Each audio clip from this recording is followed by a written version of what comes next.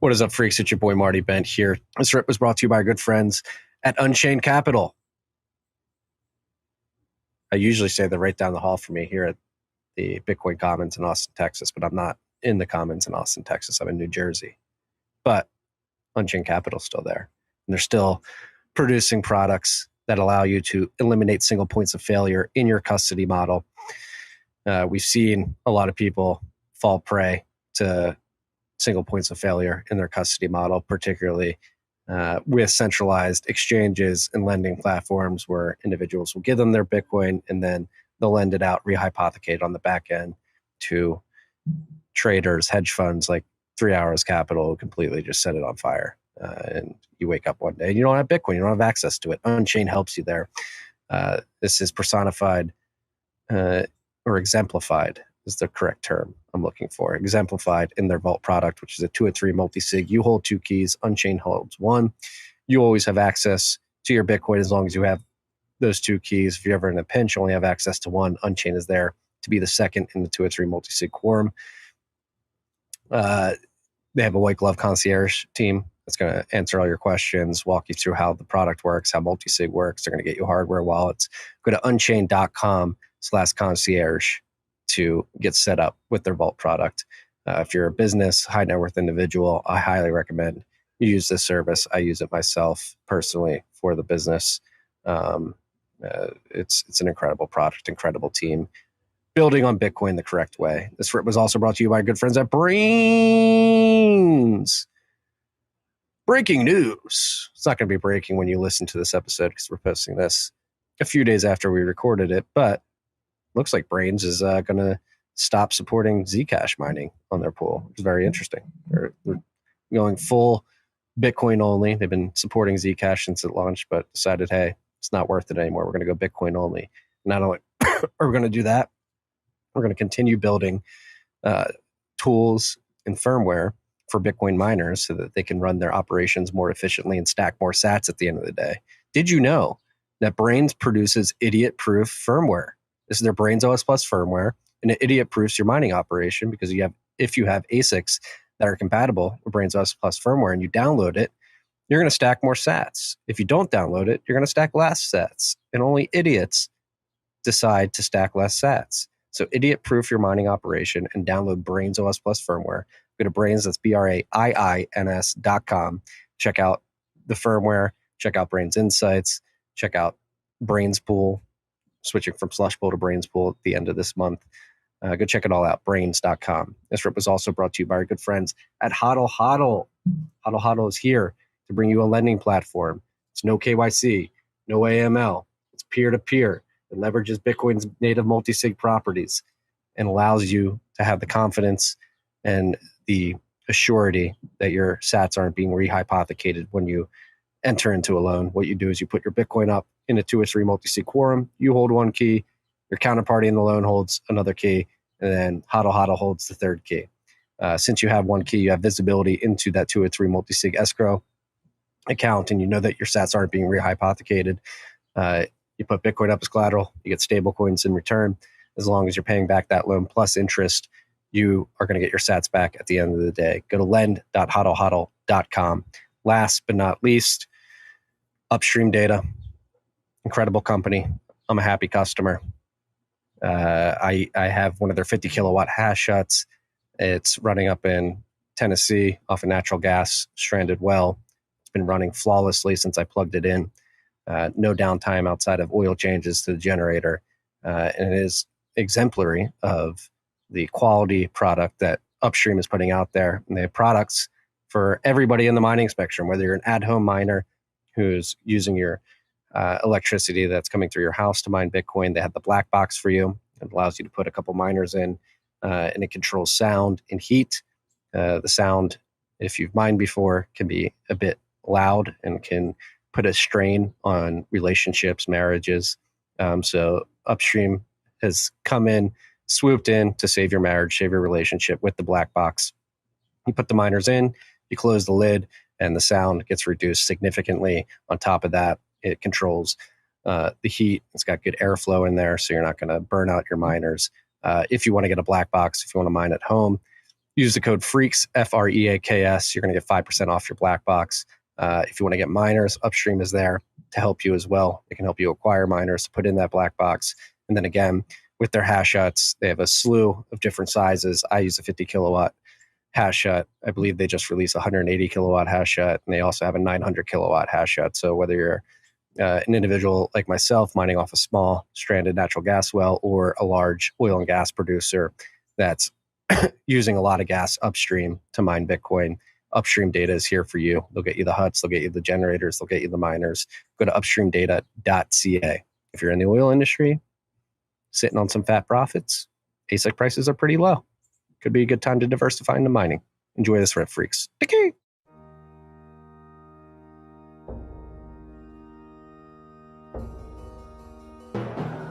You've had a dynamic where money's become freer than free. If you talk about a Fed just gone nuts, all the central banks going nuts. So it's all acting like safe haven. I believe that in a world where central bankers are tripping over themselves to devalue their currency, Bitcoin wins. In the world of fiat currencies, Bitcoin is the victor. I mean, that's part of the bull case for Bitcoin. If you're not paying attention, you probably should be. Food insecurity and energy insecurity ever worked out well for anyone if you're in government. And the simple fact is, come this winter, given what we anticipate will happen, and they're starting to get frightened, Western governments, there'll be massive civil disobedience. And what are they going to do? Try and put down millions of people protesting and rioting?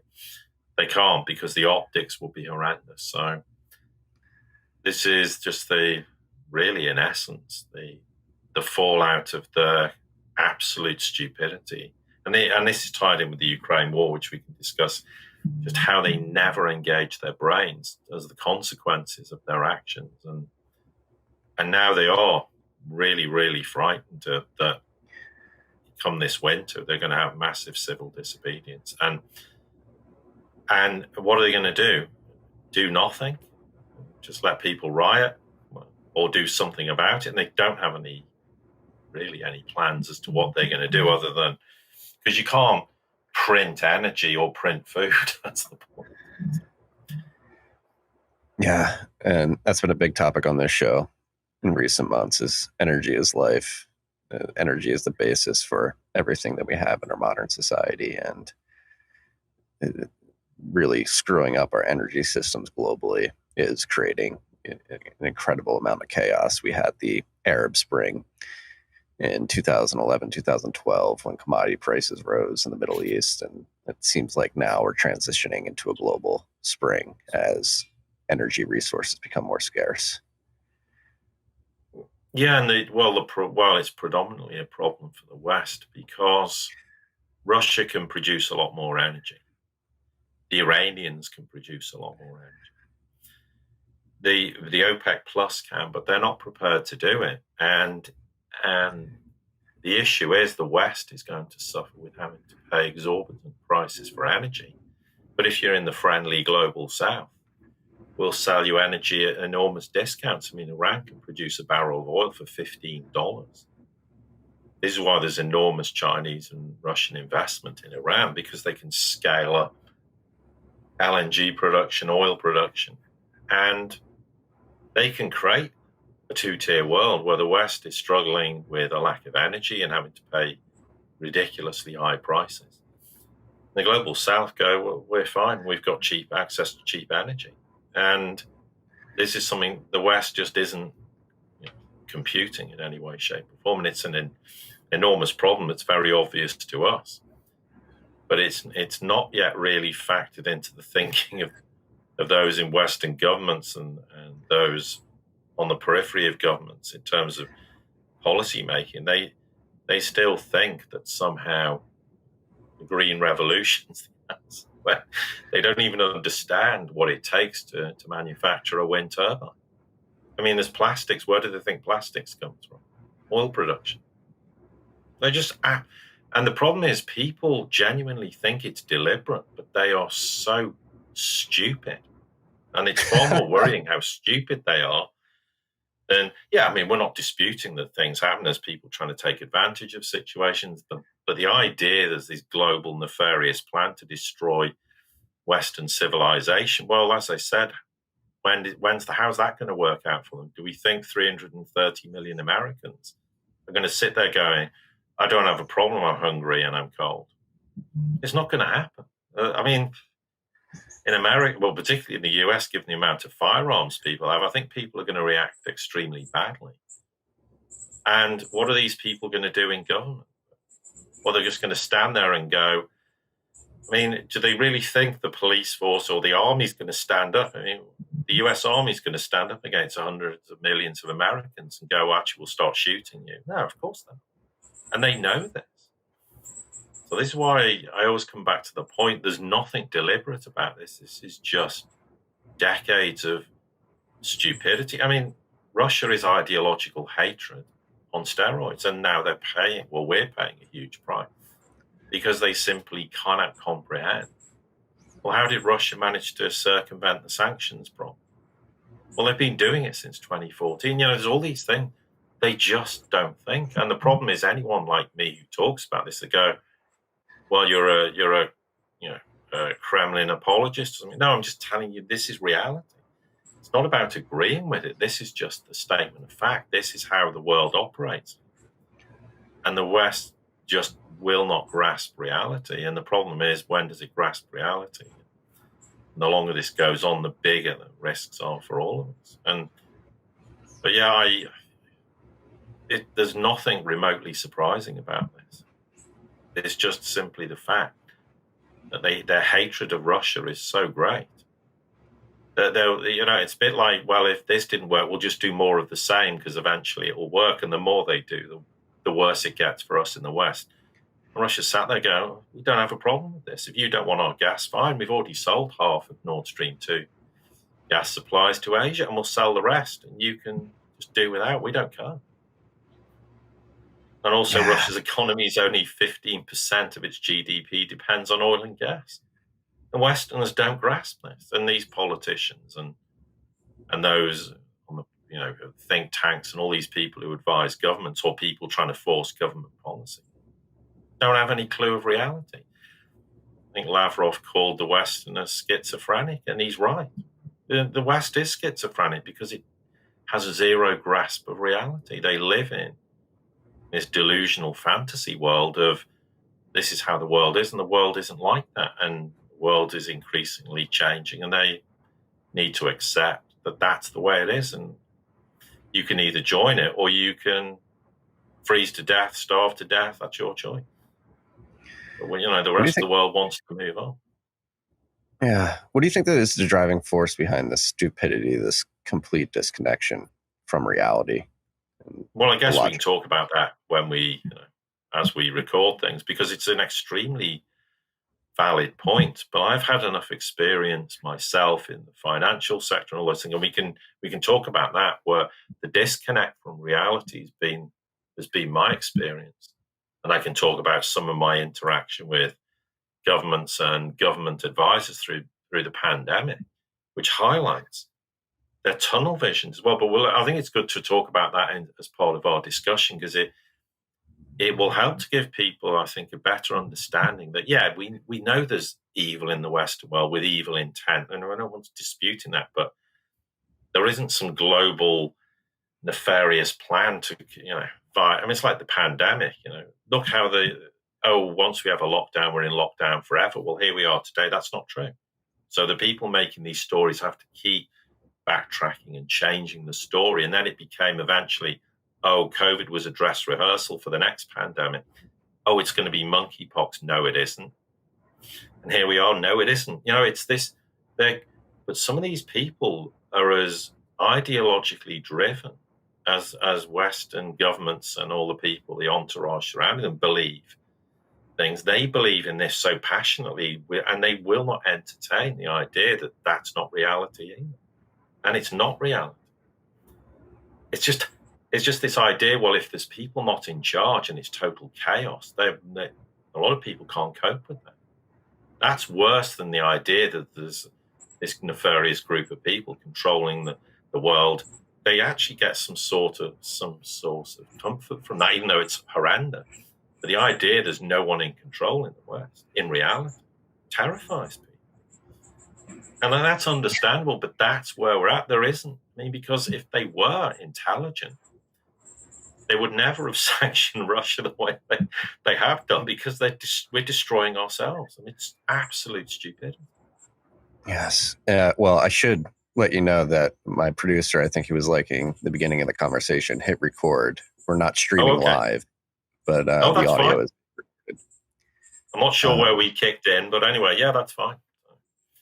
I think we kicked in like a minute into the conversation, so we've picked up a lot of good content already. But going into that disconnection from reality, I mean, here in the United States too, and I'll be honest, I go back and forth between it's a globalist ploy and it's just pure incompetence, and what really leads me to believe that it's stupidity, just looking at the president of the United States, particularly around energy policy. I mean, we just passed the Inflation Reduction Act here in the United States, which is essentially a way to reduce inflation by printing a bunch of money. And not only that, it's essentially a backdoored Green New Deal where they're taxing methane, and they're just going to hurt the oil and gas industry even more, and then subsidize wind and solar even more. And it's doubling down. And like you said, it's complete incompetence, but the doubling down, the tripling down, the quadrupling down, it's the definition of insanity. We're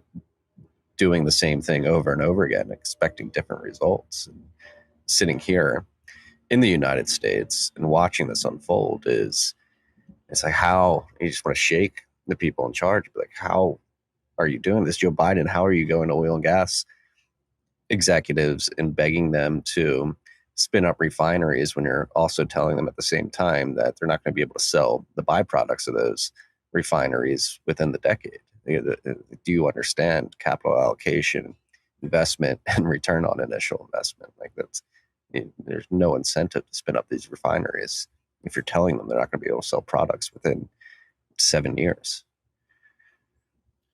Well, yeah, and we go back to this. I mean, the fundamental issue is, I mean, whatever people's perspective on climate change is, and my attitude is, yeah, the climate change agenda is farcical, but should we be more responsible custodians of the planet? Yeah. Should we avoid dumping enormous amounts of tonnage of plastic in oceans? Of course we should. There are things we should be doing.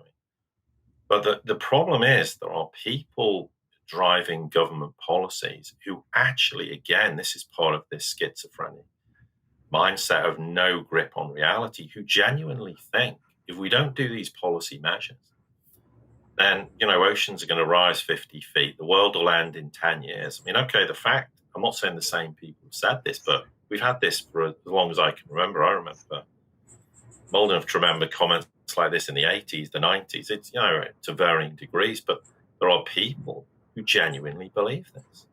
And then from a political standpoint, whether these politicians agree or disagree, they know it's political suicide if they come out and say, actually, we don't believe in it. Okay, we had Trump who stood up against this and went, Trump's an exception and he's not a politician, but these career politicians, the whole basis of their existence is political survival. So they're never going to rock the boat. They're not going to say anything that deviates away from this idea that, we need to move to more renewable energy sources. But again, it's one of those situations where, rather like sanctioning Russia, and this idea, well, we can sanction Russia and cut off oil and gas. It doesn't matter because there's this magical oil and gas supermarket somewhere where someone in the world's producing millions of barrels of oil per day, just waiting for us to buy them on the off chance, that at some point in the future there might be a conflict with Russia or whoever else. This is just not reality.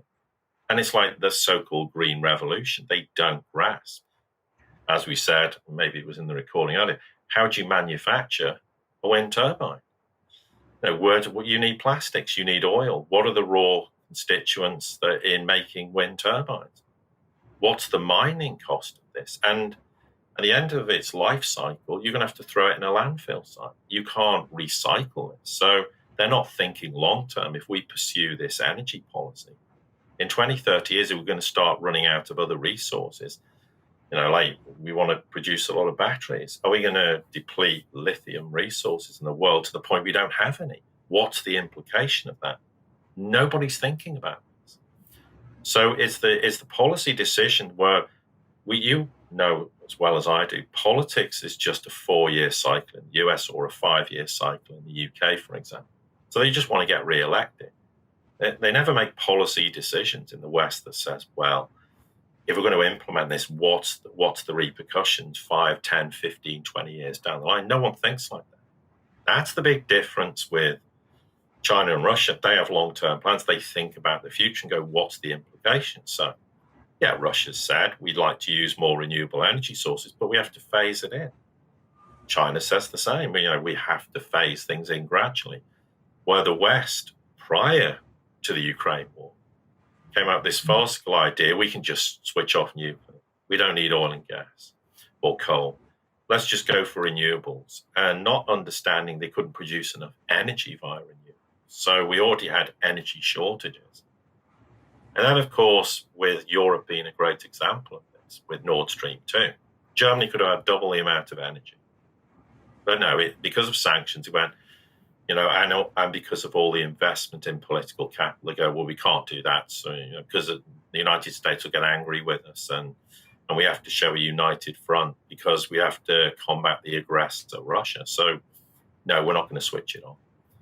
And then, of course, they had the farcical situation with Nord Stream 1, where there was an issue of a gas turbine that went to Canada and seemed supposed to fix it. And then because of sanctions, there was all these issues of sending it back. And anyway, this whole political shit show. And, of course, it's still not back. So Nord Stream 1 is running at 20, 30% of its operational capacity. And so what's the immediate? Hang on, we're hugely short of gas in Europe. And obviously Nord Stream 1 and 2 go to Germany. The logical conclusion would be, we have to just switch Nord Stream 2 on, sort out the issue with the gas turbine, get Nord Stream 1 running at 100% capacity again. And this will start to alleviate the energy crisis, which, as we said, energy is the lifeblood of a nation. Without it, you have nothing. We don't produce any energy. We can't grow any food. We can't heat and light our homes. So we're in serious trouble. I mean, to feed ourselves is a serious problem all year round. Heating, less so in the summer months, although Europe's not, doesn't necessarily have the greatest summers, but, we're in the window at the moment where it's less of a problem.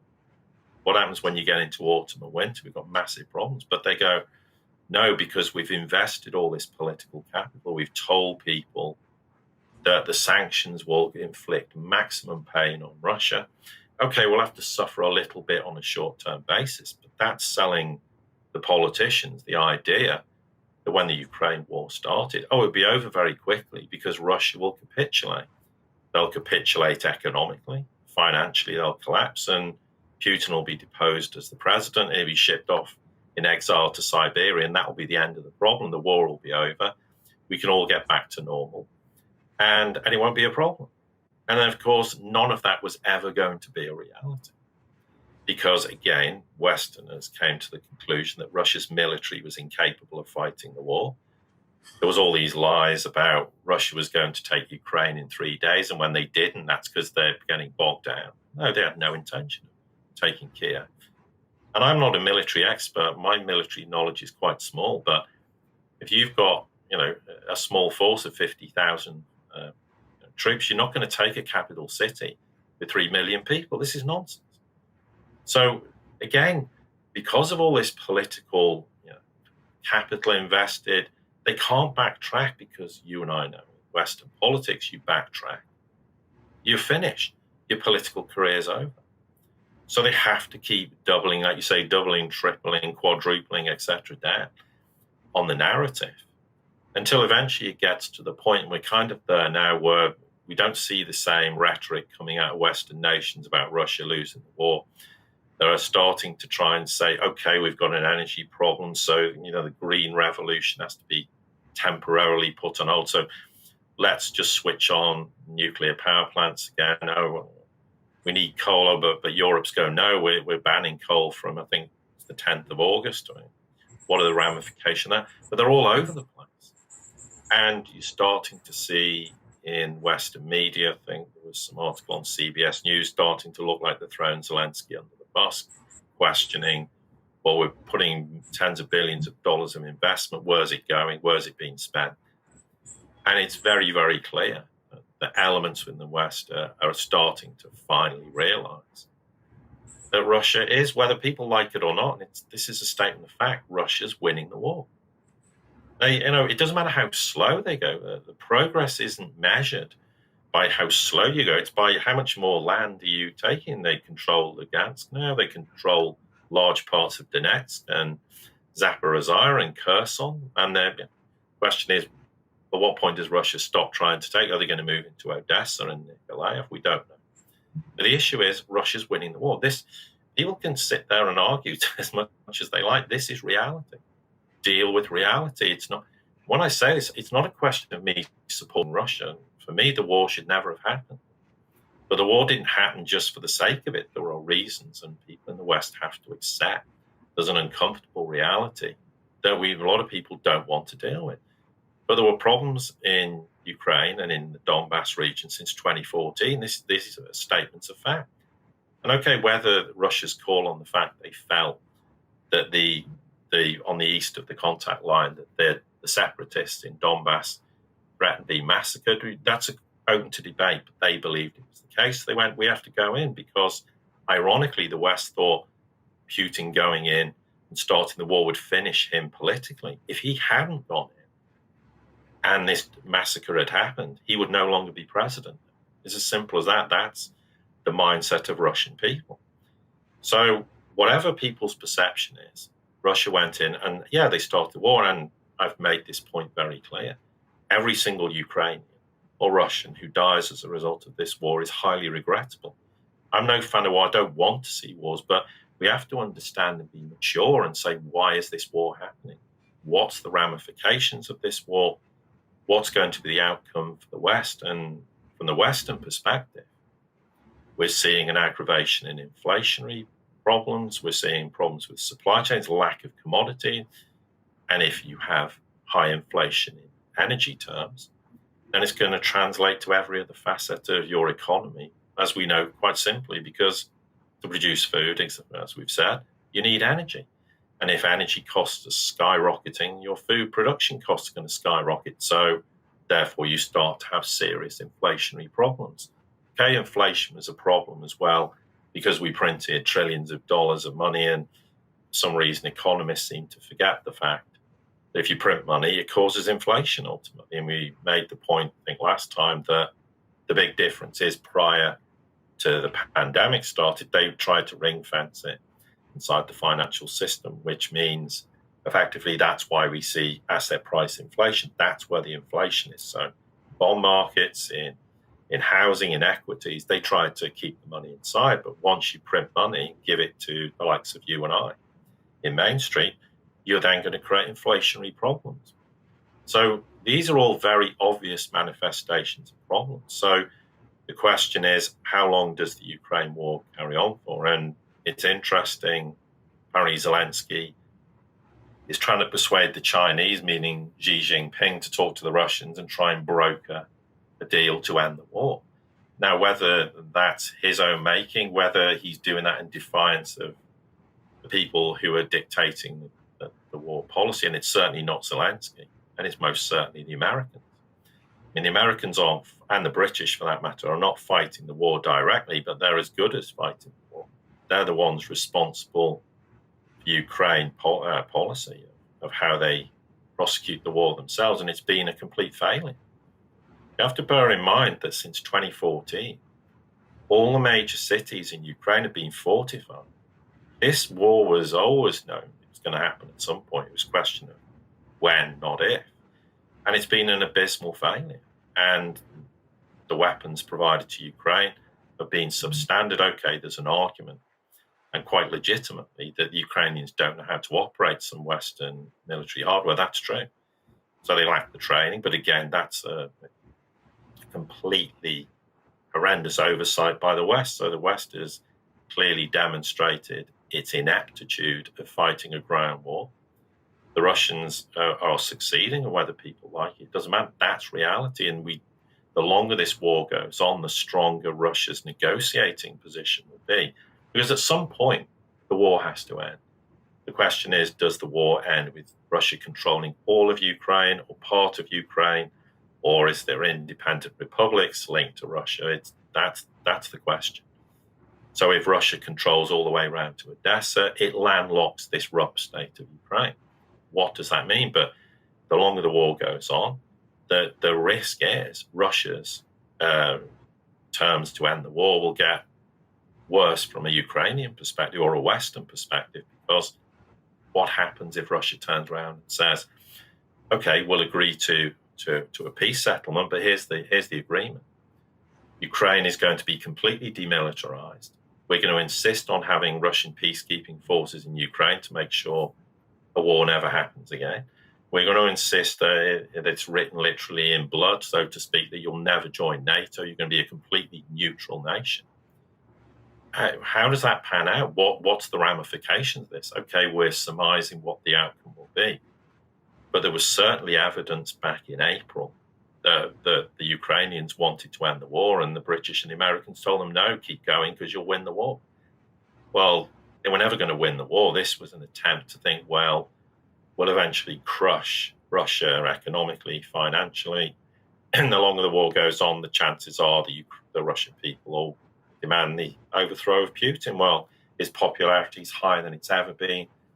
The Russian economy is managing perfectly well. Its financial system stabilized. There's people who argue the whole ruble thing's fast, but it isn't. I mean, that's just sour grapes from people who are saying that the Russian ruble will go to 300 to the dollar. It's never going to happen, because Russia has had time since 2014 to understand. And there was always the risk they were going to be cut off from SWIFT.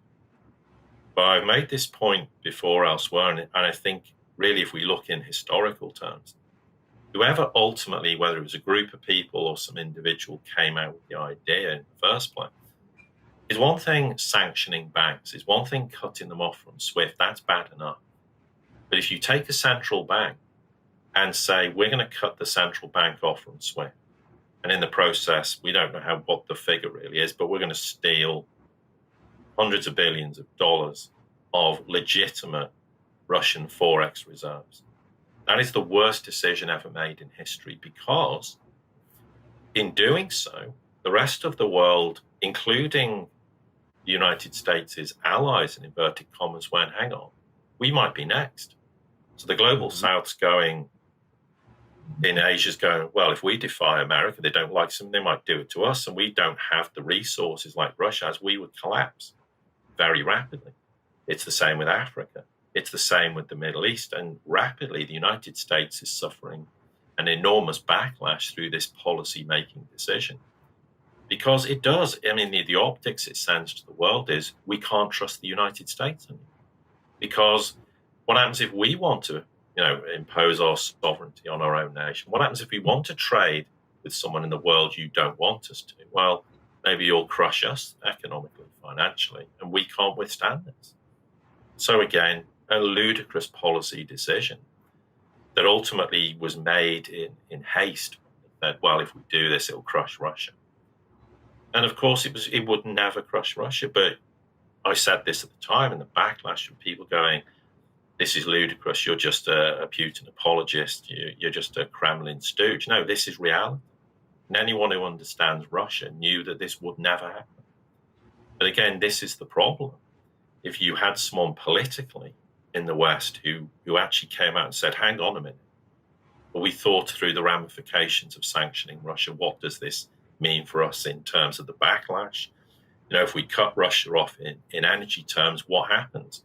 I mean, if Russia had switched off all the energy to the West, the West would have been in absolute meltdown by now.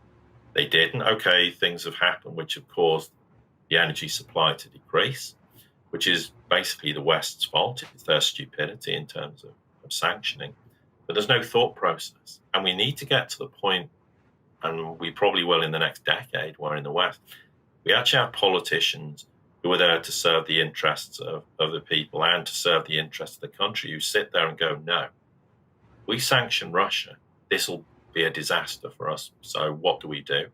We don't want the war, of course. That's absolutely correct. But what are we going to do to circumvent the war? Well, the answers existed ever since the Minsk agreements were signed. All they had to do was get the Ukrainians to implement them, and they kept telling the Ukrainians, don't implement the Minsk agreements. We would not have had a war. Russia would not have been in anywhere but possibly Donbass, and Donbass was going to have autonomy, so maybe they would have just been an independent republic. That would have been the end of the problem, where the United States told the Ukrainians not to, and the consequences are now far worse for the West. It's strengthened Russia's hand globally. It's forced more and more nations to literally say, well, we're going to back Russia. We're backing Russia's policy decisions, and rather like China and Taiwan, and maybe we can talk to that later, 160 nations in the world said we support China's stance over Taiwan and the One China principle. Whether we agree with that or not is not the point.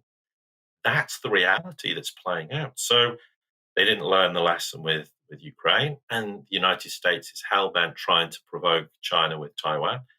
And the same problems are already starting to manifest itself. And it's about time someone somewhere went, this is insane. What are we doing? Why are we doing this? And yeah, I'm a Westerner. So when I'm deeply critical of the West policy making decision, it's because I care principally what the outcome is for the West.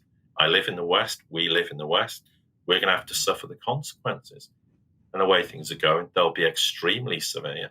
We don't know what the outcome will be, but that's why I'm so critical, because we are the ones who are going to suffer the consequences. So as I say to people, if you have a problem with me having a problem with our well-being, you need to look in the mirror and ask yourself, why don't you have the same concerns? Because that's where we're at. This is reality, and we need to deal with the reality. Yeah. And it's, again, going back to like doubling, tripling, quadrupling down, like what the UN's doing right now, hastily approving the application of Sweden and other countries, and the narrative machine that's been running here in the U.S. It's just been extremely bizarre to watch play out as you see the narrative being spit out by the media and the government, and then actually see what's happening on the ground. Like you mentioned, everybody thought the sanctions was going to absolutely cripple Russia. However, the ruble has rallied to its highest point against the dollar in quite some time. We've had Russia not collapse as an economy, gain more ground in Ukraine, and it's seeing where we are today compared to where we were when we had our first conversation, which was, I believe, like a week after the war had broken out, or 2 weeks after the war had broken out. It's been disgusting just to sit here and watch people objectively lie to the public time and time again. And as an American taxpayer, one thing you mentioned, the tens of billions, I think it's in the hundreds of billions of dollars now that have been sent to Zelensky's administration from the West. Like, as a taxpayer, like we couldn't sign a $40 billion small business economic relief plan during the lockdowns. However, we've sent, I think we signed a bill to send $70 billion over to Ukraine, and since then we've signed several others that have sent billions more dollars over. And it's, what is happening with that money? What is that going toward? Is it getting thrown into just some dark pool slush fund? Are people actually getting weapons and putting up a defense? Like, the paper trail of all those dollars that are being sent over, as a taxpayer, would like to see that. And there's something very odd going on, like you mentioned. It's probably not Zelensky pulling the strings, but the United States, probably led by our Central Intelligence Agency and other intelligence agencies across the world, really leading this charge. I mean, wasn't there a few instances where British soldiers were caught fighting on the ground in Ukraine? Yeah, well, to take the point again, it's worth just reiterating. Yeah, you're absolutely right. We see a situation in the West where there's always money available. inverted commas, to fight the this enemy, whether it's in this case Russia. We've always got the money to support Ukraine, and you're absolutely right. The amount that's being spent legitimately is probably a fraction. The question is, where's the rest of the money going? The other thing we know for a fact, and there has been admission even in the West, that a significant proportion of arms ends up in other parts of the world. Some of them have turned up in the Middle East. They're now in control of the ISISes of this world. I mean, there's a black market, and someone's profiting enormously. I mean, there was instances where there was Ukrainians selling arms to Russians. I mean, this is the absurdity of what's going on. And the argument is, yeah, you can't track where arms are going. You can't track in the theatre of war. But at least that's one thing. There has been some pushback on this, saying, well, where's the money going? Where's it being spent? And you're absolutely right. But I always come back to this point, particularly with the United States, with its ridiculous military budget annually. What is it, 770 or whatever billion dollars? My argument is, I know, and it still surprises me, how few Americans are sat there going, if you can afford to spend all this money, which you're just basically pouring it down the drain with horrendous consequences for, with wars and regime change around the world, why aren't Americans going, why aren't you spending this money domestically? Why aren't you rebuilding infrastructure? Like you say, supporting people, have innovation, try to start to create a high-tech manufacturing base in the United States. And if over the last 10, 20 years, these trillions and trillions of dollars have been spent domestically, then the United States could have now been the strongest economy in the world. It could have had, I'm not talking about dominance, but being a very strong nation amongst equals. It could have led the world by example. The world would have trusted the US, and it could have been a fantastic for domestically and internationally. It could have done all these things. It's done none of them. And very few Americans seem to realize and ask the question, why are we allowing this? I mean, but again, it's how it's sold more in the US than anywhere else. It's like you could have universal healthcare for nothing. But that's socialism. That is, we have to pay for our healthcare. No, you don't have to pay. Okay, maybe people made a smaller contribution, but the point is, that's the level of indoctrination that makes people go, well, I should pay for all these things. Otherwise, it's socialism. No, you shouldn't have to pay for all these things. Healthcare should be a universal right. This isn't about socialism. This is common sense. Because, again, a healthy nation is extremely important for the future prospects of a nation. So it's that kind of level of indoctrination where people think, oh, that's acceptable. They don't ask the obvious question, like you say, where's the money going, right? And there's just this endlessly writing, almost not blank checks, but it's $1 billion this week, it's $1 billion in 2 weeks or whatever, or billions of dollars. Where's it going? Where's it being spent? And this is one of those situations where imagine if $100 billion had been invested wisely in the US economy in some way. That is what Americans should be demanding and asking questions and saying, this is how it should be. And obviously, as the West is in terminal decline, its economies are collapsing, its financial systems collapsing, there's going to come a point when Americans are going to turn around and go, hang on a minute, enough's enough. You're not going to spend $700, $800 billion a year financing whatever it is financing. And again, the question is, where's that money being spent? Is it legitimately being spent? Is money being siphoned off somewhere? There's all the issue of what black ops are going on, what's the intelligence agency's role in this, and all these questions most people never ask. But at some point, those questions need to be asked, and they will be asked, and it's going to create a very uncomfortable, sort of situation for those notionally, at least in political power, or the people levering political power in the military-industrial complex. And someone's going to have to turn around and say, enough's enough, because you're going to have to start to actually address the needs of the American people, because the lack of investment in the United States is staggering. I mean, as I say, for a nation that's supposed to be was the hegemonic power. Domestically, the lack of investment in the US is just self-explanatory, and the US should have done a whole bunch of things very different. And we'd now be talking about a world where the US was respected, where the US had a very vibrant role, where the US could be a great nation amongst equals, where it actually cooperated with other nations and went, well, okay, yeah, you do have a monopoly on energy, but we don't need to go to war with you or try and remove your leadership. Let's work together. We need energy. We need cheap energy, okay, because we have these aspirational ideas of what we want to do with our economy, and work together in cooperation. But from my experience, far too often, this is going back decades, there's a mentality, particularly in the US, where it's zero-sum game. You're either with us or against us. It's always an endless competition. We have to beat you. We have to defeat you. And if your nation becomes too strong from our perspective, then we have to crush you. This just doesn't work anymore. This is not how the world works. And they still haven't adjusted to the fact that you're not going to crush Russia and China. And the more you try to crush them, the more the US is isolating itself. And the United States is still heavily dependent on other parts of the world, including the Russian and Chinese, for commodities. Rare earth metals, for example. The list is endless.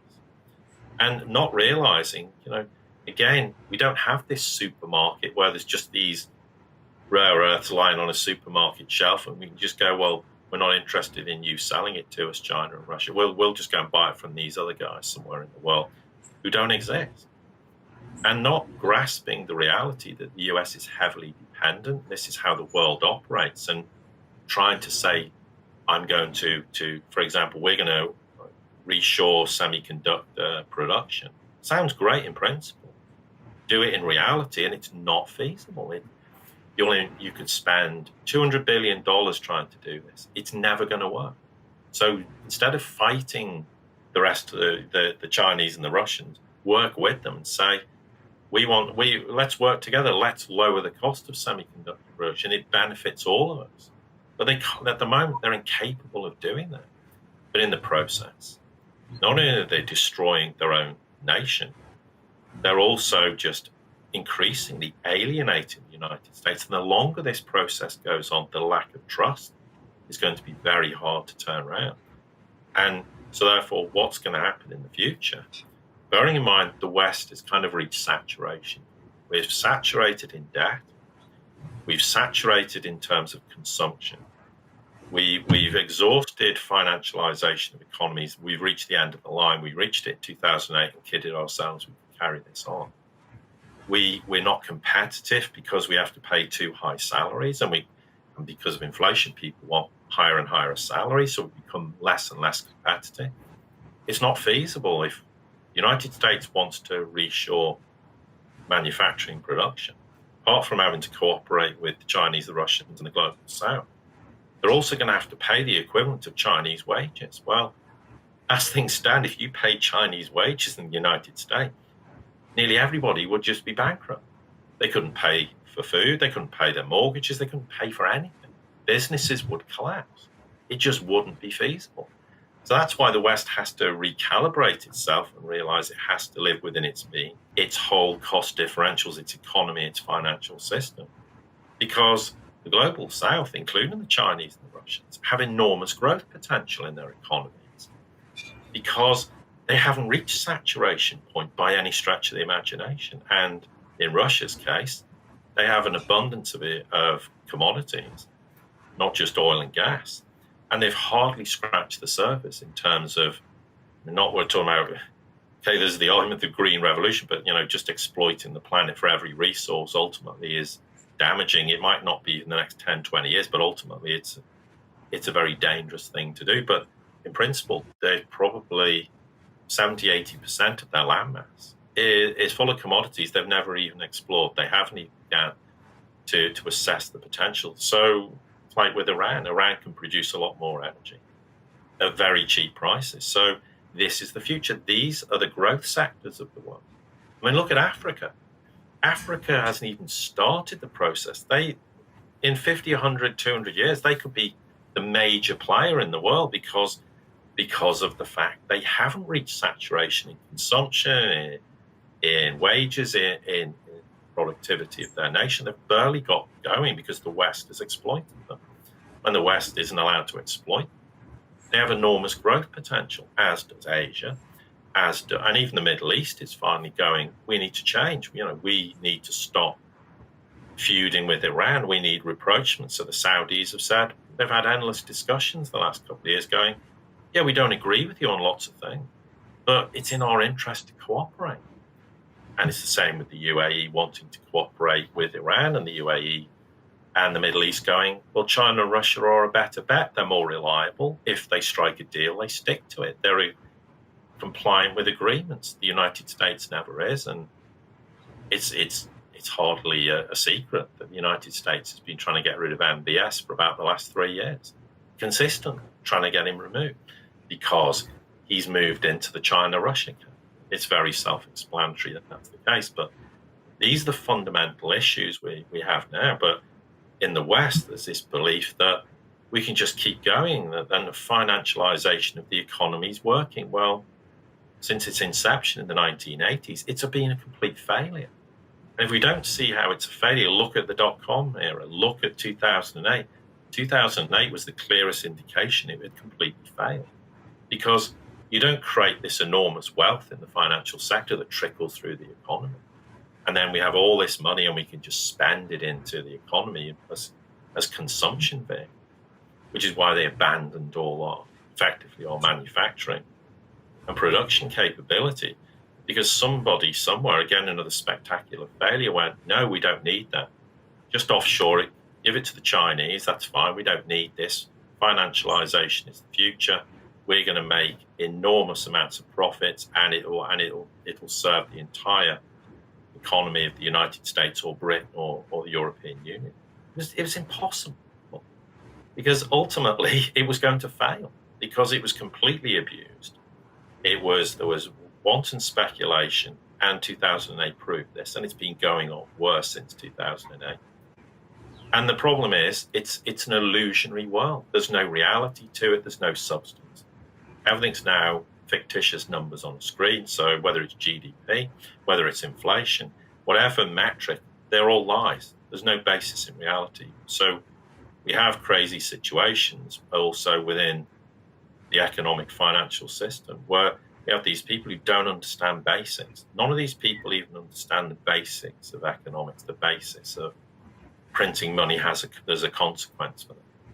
They don't understand any of this. And they're demonstrating they don't understand any of this because they haven't grasped yet that in 2008, you have QE zero interest rate policy. You can do it for a few months. It can be a short, sharp shock. Well, we've got a problem.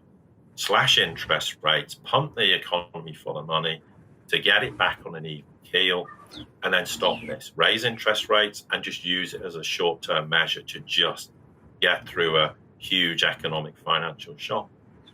I remember in early 2009 writing to Western governments going, if you do this for more than a few months, it's over.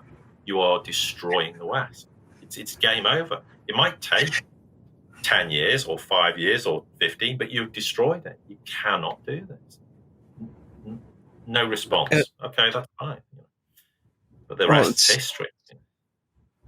It's because not only is it stupid, but it's just read a history book. Like I wrote in a newsletter last week that I sent out. Like it seems like, because going back to the Inflation Reduction Act, it's again the Orwellian propagandistic naming of these acts is laughable. But one carve out in that act is the fact that the U.S. federal government is going to hire 87,000 IRS agents to go throughout the United States and harass middle class people and small businesses to make sure that they're sucking every penny of tax revenue that they can from the American populace. And this is like, and you mentioned like the West is saturated, and the American empire specifically via the military industrial complex has just spread itself too thin around the world, and it literally cannot keep up with all the operations it has going on. You cannot manage a military operation as large as the U.S. is trying to embark on globally.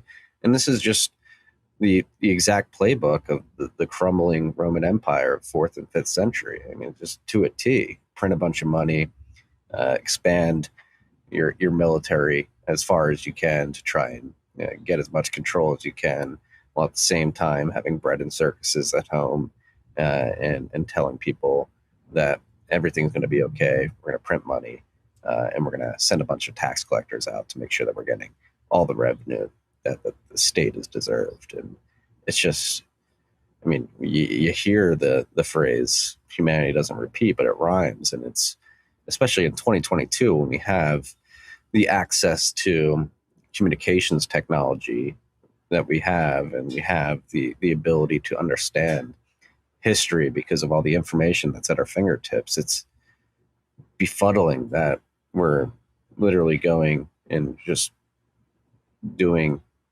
the exact same playbook that crumbling empires of the past have done, and not thinking critically like, oh wait, this hasn't worked in the past, why is it going to work for us right now? Like the IRS carve out in this Inflation Reduction Act is astonishing. I think that 87,000 new IRS agents would make that bigger than parts of the military, bigger than the intelligence apparatus that we have here, all agencies combined, bigger than all the health and food administrations that we have, just to go out and harass taxpayers for their tithe to the government. And again, going back to conversation about sending all these billions of dollars over to Ukraine, it's like, as an American taxpayer, the fact that my government is now spinning up essentially a small army to go harass citizens for tax money, it's like, wait a second, like, where is the tax money that I have been paying, which is already pretty significant, going? Like, how me paying taxes has led us to this situation, and yet you want more to fix the problem? Like, it is, and like you said, we don't want this to be the reality that we live in. But if you're a logical, critical thinker, is able to objectively just assess what's going on, it's you have a dying empire flailing around, trying to grasp on to the last sense of control that it has. And like you said, like, Americans, we have a lot of guns. That's what I think the social shift could happen, depending on how quickly this new IRS task force is spun up. Like, once these agents go out and start harassing, and that's the thing, they're going to harass middle-class Americans. They're not going to go after the billionaires or the large corporations. They're going to go after small businesses and middle-class people. I think that will be the tipping point where people are like, wait a second, you've materially made our lives worse off over the last 3 decades, 5 decades, whatever it may be. Now you're asking me for more when I can't afford a $400 emergency expense. That could be a point at which people stand up and say, hey, this is not happening. Yeah, and let's look at just some simple maths. I don't know what they're going to pay these 87,000 IRS inspectors. And it's debatable how long they'll stay employed, but let's just say it's on an annualized basis. I mean, what are they going to pay them? I don't know. I don't know what the go rate is, but if it was $50,000, say, you're talking best part of 500, it'd probably be at least $500 million a year, just alone. Then if you start trying to squeeze the extra bit of money out to the middle class, sadly, in Western societies are the most leveraged. So you're going to, and maybe quite a lot of these people have small businesses. You're going to kill the small business. You're going to cause huge unemployment. As a result of it, you may, how many tens of millions of Americans might this affect when you start, it's the cause and effect. It's like, it might seem to be a small problem, but it becomes a huge problem, because if you affect one person's livelihood, they've got a small business, you might cause the small business to go bust. That might make 10 people unemployed, and that small business might serve 2 other businesses and makes all those people redundant. Okay, we're extrapolating to illustrate a point, but this is the problem. No one thinks of the consequences, and this is in the West, but again, it's all sound bites. It sounds great. People out there will go, yeah, they're going to claw all this taxation money back. There's all these people who should be paying tax who aren't. these tax dodgers or tax evaders, not actually asking the question who's really evading tax, like you say, billionaires or big corporations who don't pay anywhere near their fair share of tax. So it's just illustrative of why Western politics is completely failed. I mean, it's not a democracy. There's no democracy in Western nations. People think I get to vote every 4 or 5 years. But you're not voting anything. Nothing changes. Things just get progressively worse. There's, occasionally, okay, whatever we think about Trump, Trump was a wild card in US politics. He only lasted one term, whatever the reasons for that were. And once he became in politics, his hands were tied behind his back. And I'm not a supporter of Trump, particularly I'm just observing what happened. But in the general sense, here's the point, if you and I, me not as American, but if I was an American citizen, you and I said we're going to create a political party and we're going to address these problems. And even if we had enormous amounts of support in relative terms, are we ever going to form a government in the US? No chance, as things stand. There's no room for another political party. And that's the problem. This is the illusion. There's no democracy in the West. People think voting every 4 or 5 years means a democracy. I'm sorry to burst the bubble, but it's nonsense. Because nothing changes. It's not as though voting someone else changes the status quo whatsoever. You might get some little bit of tinkering in foreign policy, but really the United States government's not about anything domestic. It's always about the policy decisions globally in terms of US geopolitical policy making. That's where the US is concerned about. As you say, the bread and circuses thing with domestically. But okay, things, when we had the pandemic, they had to do something because, this shows how weak the United States was. The pandemic started, okay, whatever people agree or disagree with policy making decision, for me, they're a complete failure.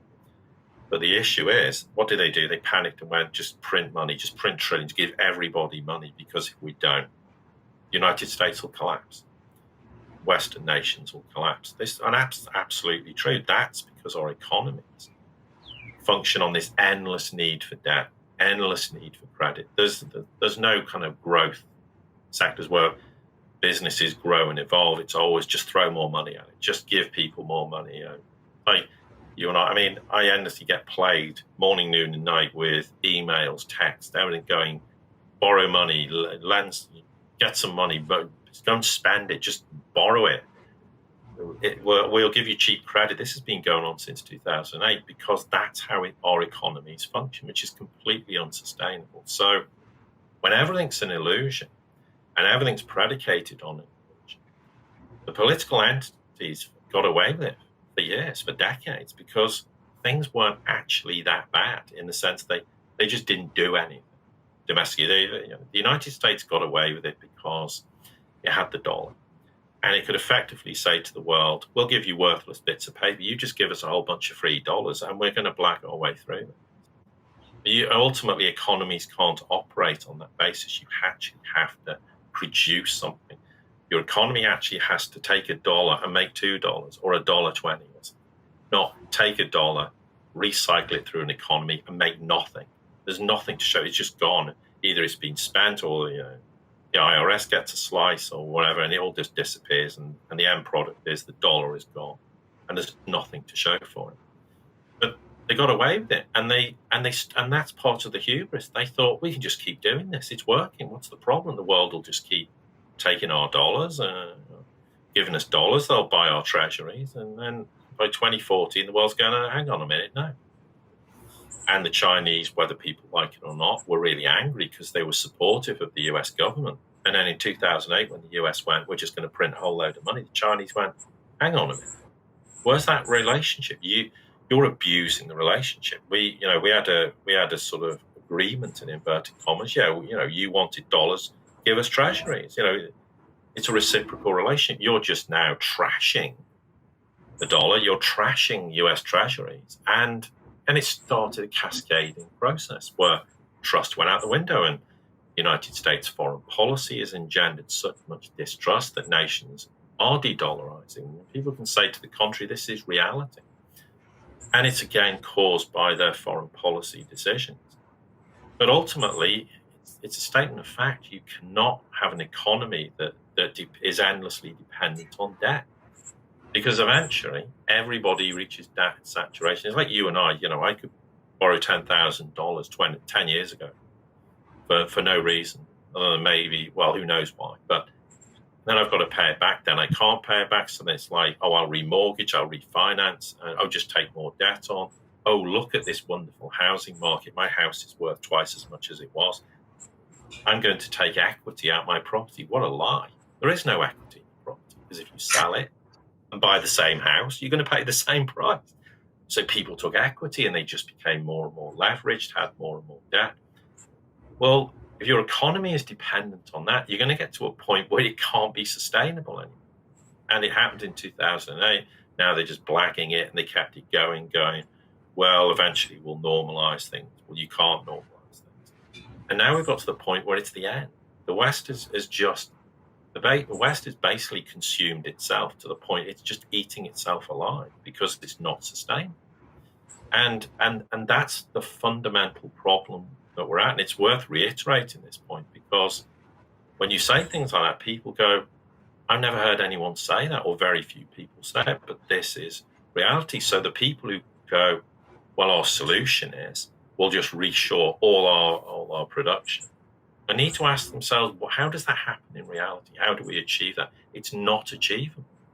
Because here's the thing, who's going to finance this? Who's going to finance the $5 trillion or whatever the United States need just in infrastructure? Who's going to bring businesses back to the United States when they're not going to be profitable? Because what are they going to do? Manufacture a whole bunch of goods, which they're going to cost 3, 4, 5 times as much. So what does that do to the US economy? It means everyone has to earn 5 times the salary. Well, if they earn 5 times the salary, it's a vicious circle. You just create more and more price inflation, become less and less productive. If China manufactures something at a fifth of the cost, is the global south going to buy it off China or off the United States? They're going to buy it off China. The idea we become self-sufficient and we can do everything internally in the US, well, yeah, it could do a lot more to support its economy, no doubt about it. From an agricultural perspective, I think that's certainly true. But you can't have this situation where you can just function internally and we're going to have this wonderful internal economy, which it just won't be sustainable on the basis of how the economy financial system works now. And this, again, is something that's just completely overlooked. And this is just the fundamental problem, where is that if you have enough people who are supposed to be in positions of responsibility in terms of the economics, finance, etc., where actually understand reality, and then if they come out and say it, their career's over. They'll destroy themselves. I mean, it's one thing me saying it and being in the position where I can say these things, and I don't care. It's not like I'm going to get sacked from working in a bank, as I used to do. If I said this now and I was working in a bank, they'd fire me, because this is how it works. But there's not enough people telling people the reality, and the reality is coming, and there's nothing, as things stand, we can do unless, and this is where the political capital comes in. Let's just say you had Biden, just because he's the president, and you had, well, who knows who's going to be the future prime minister of the UK? Probably Truss. When Truss becomes prime minister of the UK, everyone should leave the UK. But anyway, that's beside the point. Let's just say it's Truss, and then you've got Macron and Scholz, whoever, and they turn around to the Russians and the Chinese and go, look, it's game over. We can't. It's not sustainable. The US empire's gone. Okay, we're a bit embarrassed. We don't really want to have to admit this, but is there a way we can sort of smooth this process where we can work together and try and readdress the fundamental problems that exist? That's what has to happen. I'm not saying it's Bretton Woods, but let's just use that analogy. You have to sit there and work out the differences, work out how the world operates in the future, and there is a new financial system. There's multipolarity. Multipolarity is here to stay. So the United States and its allies have to learn how to integrate into that, how to work. And that's what has to happen. But you imagine any of these politicians saying that, they'd be deselected. They wouldn't be prime minister within about a month. They'd be out of office, and there'd be a new prime minister or president, or whoever it might be. That's the fundamental problem in the West. We think we're democratic, but we don't actually have a democratic political system that tells the truth. I mean, there was, whether people agree or not, but Roger Waters was on CNN, and he comes out with a whole bunch of statements, and he's talking about reality. And most people will watch that and go, this is a lie, but these are the kind of discussions that needs to happen, where we actually deal with reality and we start to have to face the uncomfortable truth that a lot of people pretend doesn't happen or want to deny happen. And until we do that, we're just going to sink more and more into the abyss. We're going to find ourselves more and more isolated on a world stage. I mean, it's one thing, going to the likes of Africa, and because the Africans are embracing Russia and China, and particularly Russia lately. And then the United States deciding, well, we can't have this because Russia's having far too much influence in the African continent.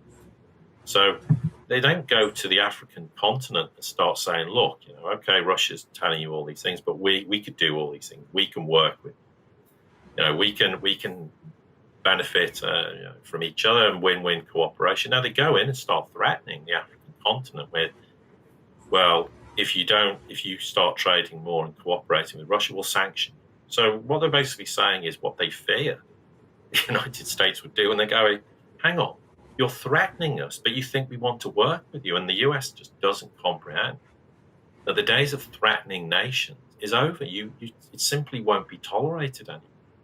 But they don't have the basic fundamental grasp. You cannot do this. This is not how the future is going to be. Yeah, doesn't mean the US has to agree with Russia and China, and why should they on everything? But if there's a way the US can benefit enormously from cooperating, so both sides benefit, that's just being an adult. That's how the future should be. I mean, it's staggering. We're in 2022 and we're starting to talk about this, and people think this is an inachievable objective. It's absolutely how it has to happen, because the world is going to have to work this way in the future. We can't have this idea that we're going to become isolationist, that the US can shut the rest of the world out and function internally, and we can supply our own market and it all work out swimmingly well. This isn't reality.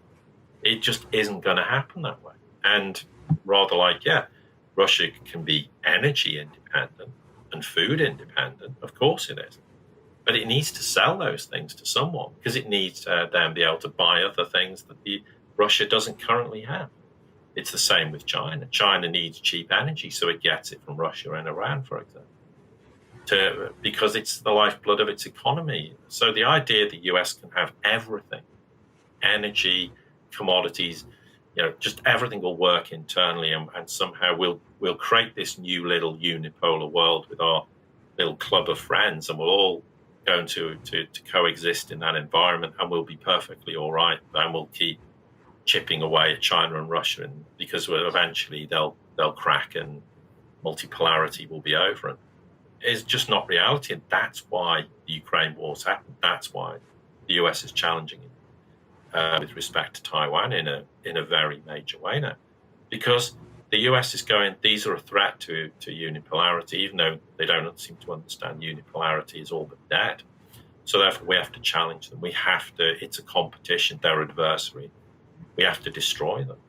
And in the process, the United States and the United Kingdom and NATO is destroying itself on the basis that it never grasped the policy decisions are completely flawed. They've failed. And now we see it with Taiwan. It's like more of the same again, because apparently if you keep implementing the same policy decisions, even though they've failed by some strange law of physics, you can eventually somehow you'll succeed. By the law of averages, something's going to change and we'll succeed this time, even though we failed miserably with Russia since 2014, because the sanctions didn't start in 2022. They've had them in place since 2014. It's just nations ended up going, we're not going to implement them anymore.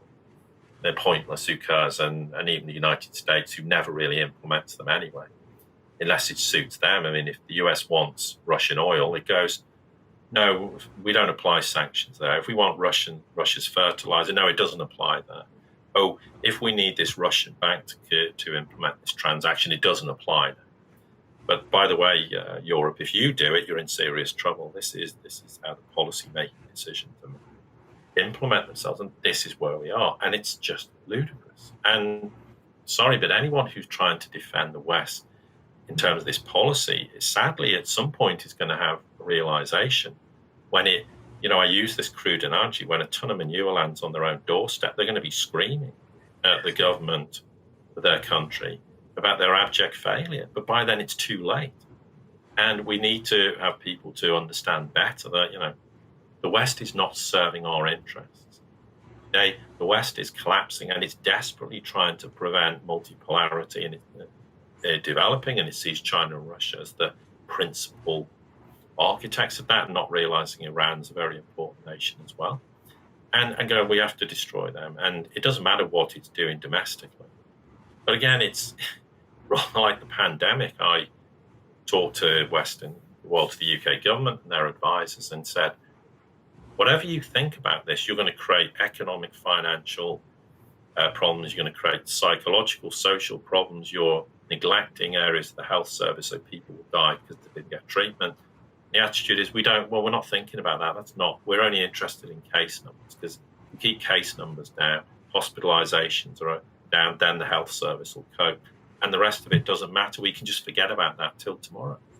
Here we are in 2022, and we're reaping what they've sown, and consequences are far more severe than whoever died, as regrettable as it is in the pandemic.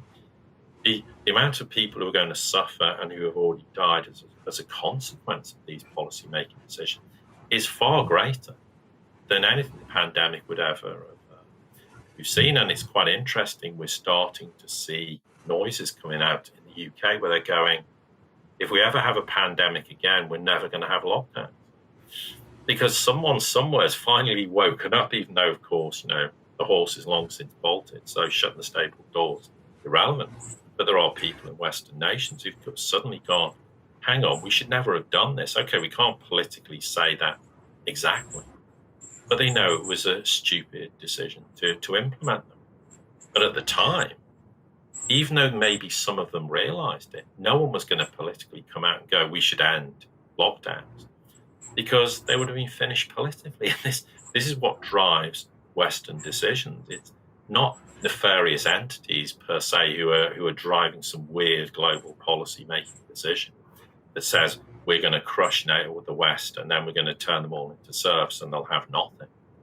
Because if that was true, then all these billionaires who got rich on us functioning in their world because we had enough money so we could buy all their goods and services. Well, let's take mobile phone operators. If we have nothing, they're out of business. No one will have a mobile phone because we can't afford to buy a mobile phone. So all these big corporations and all these billionaires will go bust. So we're really suggesting they've gone, yeah, I'm happy with this. I'm going to lose my billionaire status and all the trappings associated with that. Of course, then they're never going to do that. So again, this is the logical process that they're not doing things deliberately, but there are people taking advantage, and that's certainly true in the pandemic. There's no doubt about that. There were big pharma said this is a huge payday and we're going to milk it for all it's worth. No one's disputing that.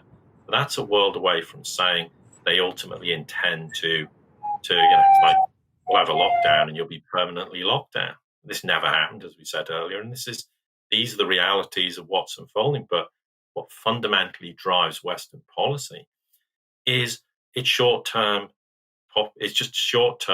populist agenda, something that sounds right. We're making the right noises. We'll get re-elected because, being in politics, you get all these fringe benefits.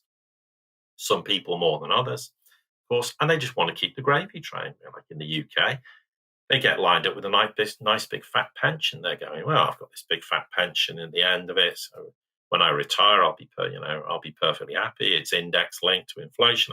I'm winning, and they'll just be in politics to serve their own interests.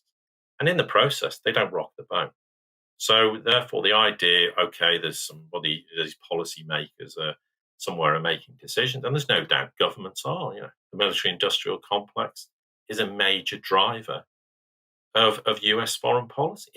it's absolutely a statement of the obvious. But it's also intelligence agencies, etc., who have a desire to make sure that the United States is the hegemonic power. It's also, as much as anything, to try and ensure the dollar remains the world reserve currency, because the dollar is a matter of national security. If we don't preserve the status of the dollar, the US is dead. It's over. If the rest of the world, and that's increasingly happening, which is why the US has to print trillions of dollars, because the world in reality won't buy US debt. But that is why when Saddam Hussein went, I'm not accepting dollars for oil anymore, the US went, right, you're over. Sorry, bye-bye, you're gone. Same with Gaddafi. They didn't have a problem with Gaddafi for decades running Libya. But as soon as he went, I don't want dollars for oil, I'm going to launch a gold-backed African dinar, they went, sorry, you're gone, because you're threatening the US dollar. You're threatening US hegemony. But of course, we've gone to such an extreme now that US hegemony is in decline because the world is increasingly moving away from the dollar and saying, well, actually, if we don't move away from the dollar, then we're going to be destroyed, because like Russia could have been destroyed. So, and it's gone back through history. We've seen it where any nation that doesn't comply with the US, they tried to sanction them into oblivion. Look at Iran, 4 decades, and they failed. They tried it with North Korea, it's failed. They tried to cripple Syria, it's failed, because sanctions don't work. And you would have thought after 4 decades with Iran and it not working, someone somewhere would have gone, let's not do this anymore. But no, it's because we believe that, because we think we're exceptional, we think we're the greatest nation on the planet, that even though sanctions has never worked for decades, it will have worked. This time, look, it's really going to work with Russia. And here's the stupid part of it. There are people in the US administration who genuinely think, well, if we goad China into a military conflict with Taiwan, so maybe they invade, maybe they have missile strikes or something, we're then going to do exactly what we did to Russia, to China, and we're going to convince the whole world that China's this evil, imperialistic, totalitarian dictatorship who wants to spread its influence across the world. Look, they're trying it with Taiwan. And therefore, what must we do? I know, we must sanction China. We must exclude them from SWIFT. We must steal their assets. We must sanction their central bank. And there are people who think, despite what happened in Ukraine, that this is a viable option. Okay, we might have failed with Russia, but we'll succeed with China. And if we succeed with China, it's the end of multipolarity, because China will crawl back under the stone that it came from, because that's their mentality. And therefore, there won't be a problem. And if China's no longer in the ascendancy, then neither will Russia. So Russia and China are put back in their little box somewhere. It's the end. It's over. But they don't comprehend that this isn't reality. And this is the problem. We're back to this thing where you would have thought by now someone would have turned around and gone, no, none of this is working. And there are certain cooler heads, certainly in the US military and probably in the intelligence agencies and privately in the Beltway, who are going, no, we can't do this anymore. No, and this is why you get these huge contradictions where someone's going, well, we're going to arm Taiwan. We want to create a separatist movement too, but we do abide by the one China policy. There's a massive contradiction, because there's partly some of the elements who are going, well, hang on, if China starts sanctioning us, okay, there's the argument it will hurt the Chinese economy to some degree. Of course, that's true. Well, look at the trade war with China. Who suffered? Not China. The United States has suffered enormously from this endless trade war, just simply on the basis. If you put tariffs on Chinese goods, China doesn't pay it. If you put 30%, I don't know, on an iPhone, who's going to pay the cost? It's you and I. So we're paying 30% inflation on an iPhone. So we're the ones who suffer. Our domestic economy, it creates inflation. And no one sat there and went, hang on. Has anyone thought that this is the reality? This is what's going to happen? No, if we do this, we'll crush China. And this is the problem with Western policy decision makers. Okay, governments don't make policy decisions, they just implement. But nobody across the whole food chain of these policy making decisions ever understands reality, ever actually looks at this and goes, we can't do this anymore. But they'll continue to persist doing it. And because they think, okay, Russia's militarily, they've realized Russia's militarily pretty strong. They think China's economically not weak as well. You think about the people who for 10 years or more have got every single year China's going to collapse because of all its debt. China's economy is finished. Well, China's now reporting record trade surpluses. So it's doing something right with its economy. It's got enormous assets. It's got enormous gold reserves, enormous forex reserves. And okay, it has got some internal problems, like its housing market. But China instigated the housing market crisis because it turned around and said, "You're not doing this anymore. This wanton speculation's over." China's aware of this. That's not where China's problems are. But we just force-fed this idea. Well, China's economically weak, so let's look at this. If we provoke them into a war in Taiwan, we could sanction them and destroy them. And but China's not Russia because China's military is weak. Look, when did they last fight a war? Does anyone even remember? So therefore, they don't have the military capability like Russia. So we can roll them over. And if we humiliate them with respect to Taiwan, then the world will go, China's useless, China's weak, China's in. So therefore, we need to side with the United States because they're the dominant military power. They're actually realizing the global south so far is going, we respect China's restraint. That China's shown the restraint it has, we see as a positive. And the US doesn't grasp this. It doesn't grasp that the rest of the world doesn't think like they do.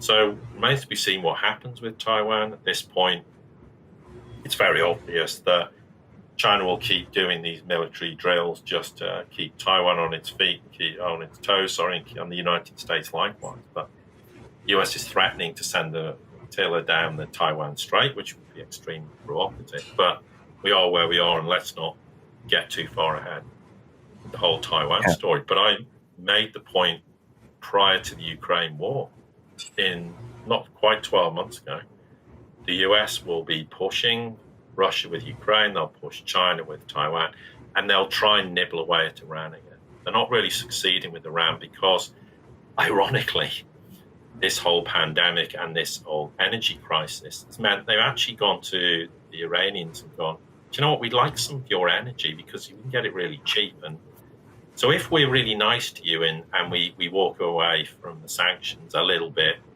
and you sign the JCPOA, even though we don't really want you to, everything will be fine. And the Iranians are going, you've got to be joking.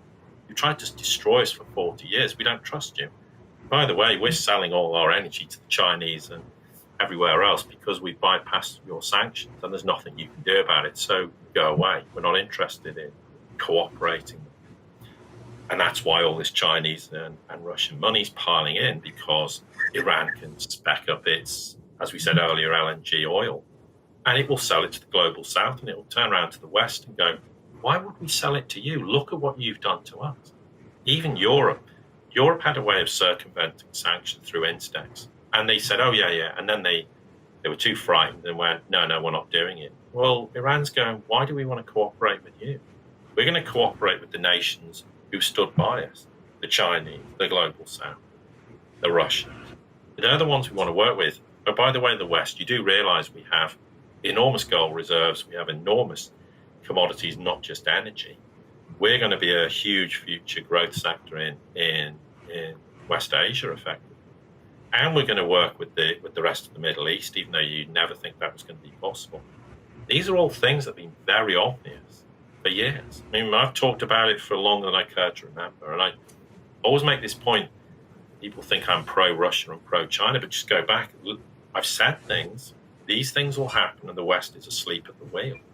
And this is happening. The West could have avoided a lot of these problems if it actually made the right decisions. But it's incapable of making the right decisions because there's an ideological hatred of Russia and increasingly China.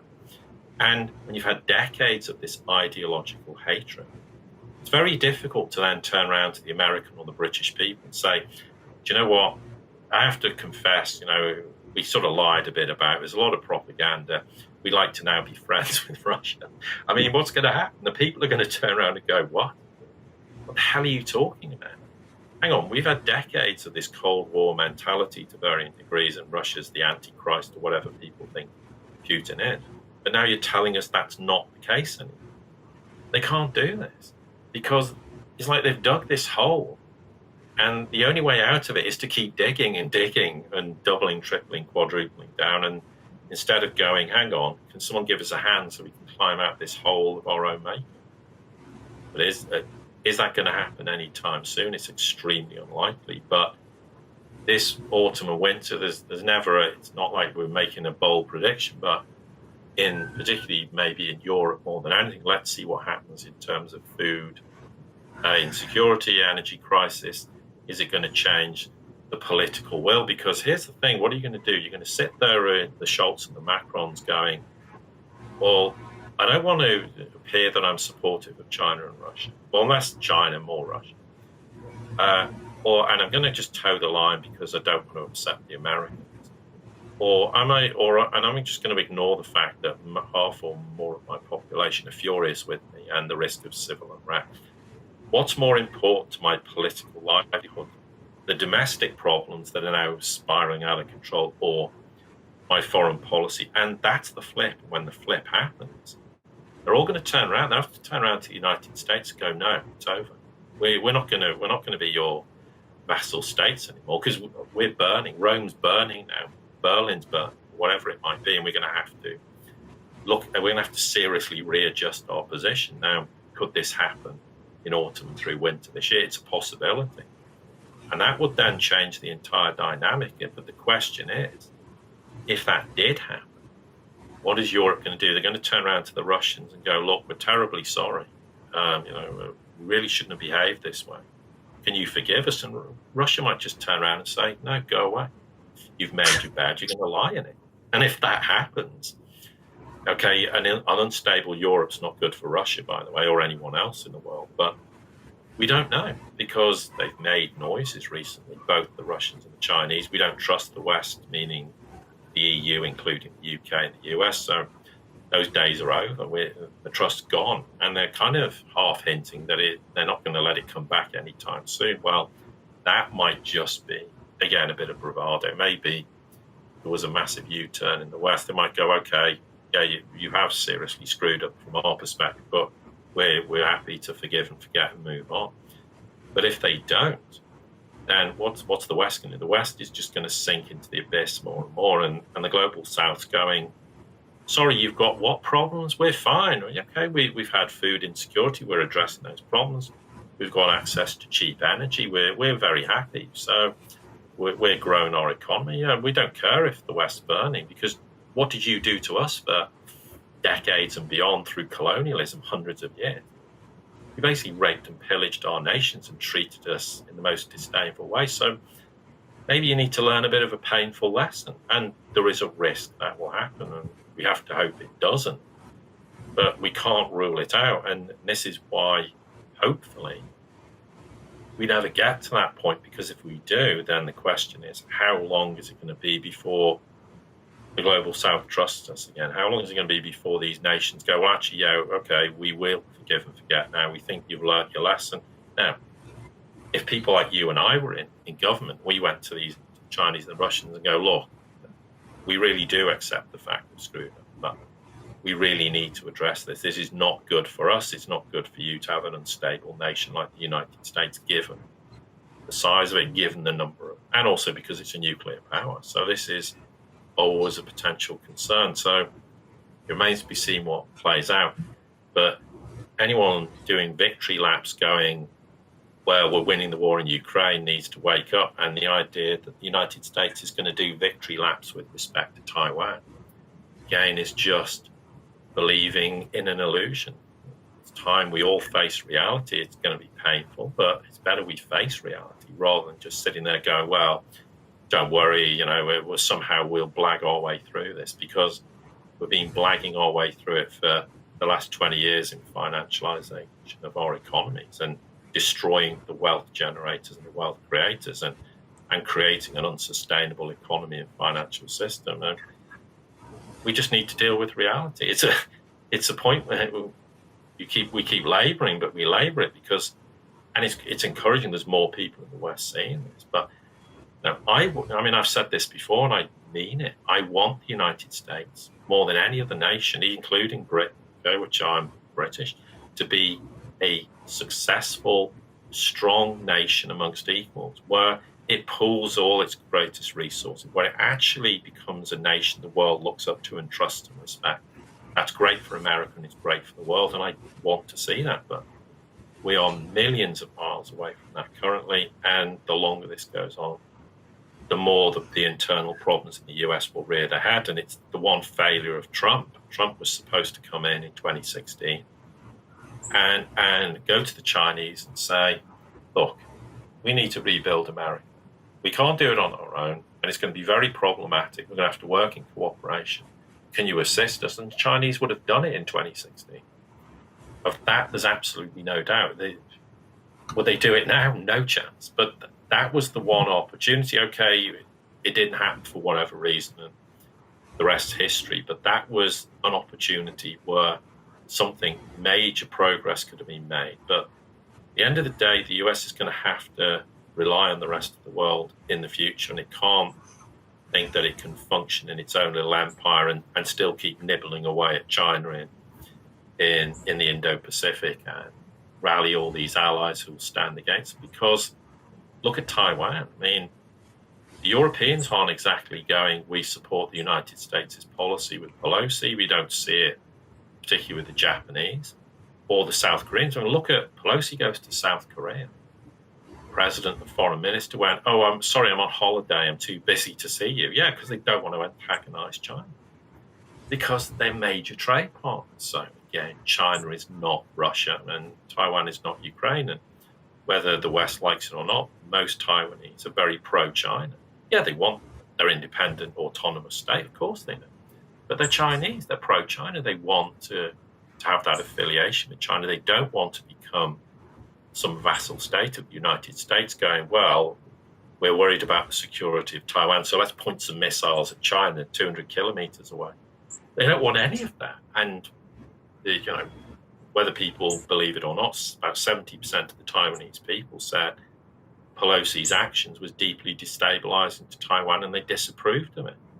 Again, this is reality. And whether people believe it or not, Taiwan isn't an independent country. We can argue whether it should be or shouldn't be, but UN regulations have stipulated that since 1948. This is again reality.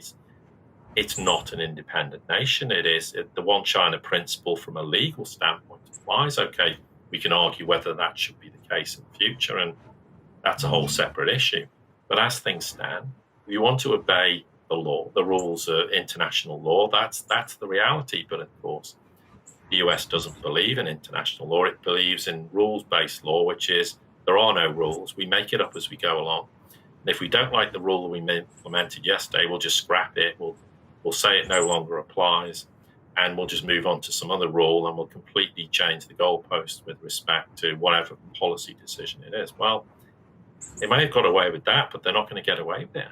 So, we have to hope somewhere common sense starts to prevail. But I'm not optimistic, but nothing would please me more, and I don't think it's going to happen. But if Biden came out tomorrow and went, okay, we accept it's over, we accept the hegemony's dead in the water, and we're going to have to recalibrate our entire foreign and domestic policy, and we're going to work with the Chinese and the Russians, it would be a wonderful day. I'd be the first person to say this is the greatest decision the United States has made in its history, in a positive sense. And that's literally what's going to happen. And whether Westerners like that or don't like it, that's the reality. We can't believe that we can destroy a nation that has an abundance of energy. It's food secure. It has the commodities the world needs. It has a growing economy in Russia, and whether we like China or not, it doesn't matter. It has a vibrant economy. Okay, yeah, it has challenges, but not the challenges the West thinks. Yeah, of course it has challenges, but we're not here to tell China how to run China. It's like COVID policy for me in China is madness. But the average Chinese person is totally behind it. That's what they want. They think the government's being responsible. Why? Because Chinese people's viewpoint is, it's not about me. It's about future generations. It's about my grandchildren. It's about my neighbor's grandchildren. It's about my village. It's about my city. It's about my region. It's about the whole country.